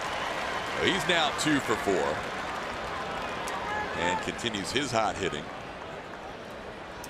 ending up with a 3-hit series. Missed spot coming to the inside, and Belt pretty much hits it off his knuckles into right field. Stayed so good inside of it. It was kind of tailing away from Altuve. Not hit very hard, but in the right spot for a base hit. And here's Evan Longoria.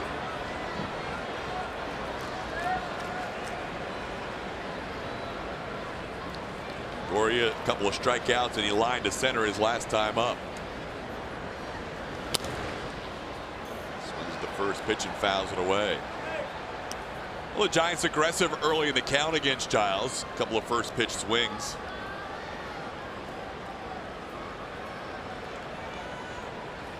Saw Belt take a first pitch swing and foul it away. Same with Longoria.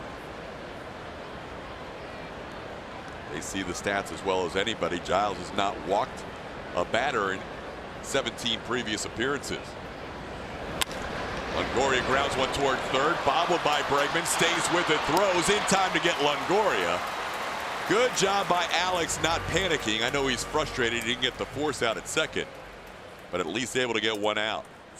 Yeah, in a perfect world, he picks it up clean, and they turn that double play to give Ken Giles 2 outs and a clean set of bases, but instead does a good job of keeping his mind about him and keeping his poise, staying with it, and giving a good strong throw to Yuli Gurriel to get that runner at first base.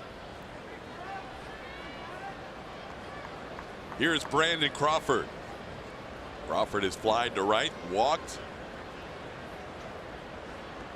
and hit a ball back to the mound with a single against Will Harris. Giles starts him with a slider for a strike. It's 0-1. Yeah, we got a note late, but Charlie Morton wants to wish his son happy birthday. He is turning 5 today. Charles Alfred Morton V, or more affectionately known as Cam. So happy birthday, Cam. Dad wanted you to know that he wants you to have a happy birthday. Very cool. Charles V celebrating his 5th birthday. That's awesome. Good way to do it, too. Giles ahead 0-2 on Crawford.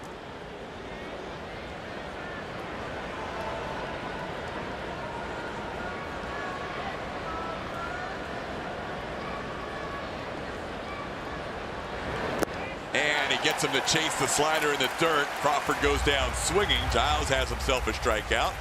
And 2 outs in the 9th.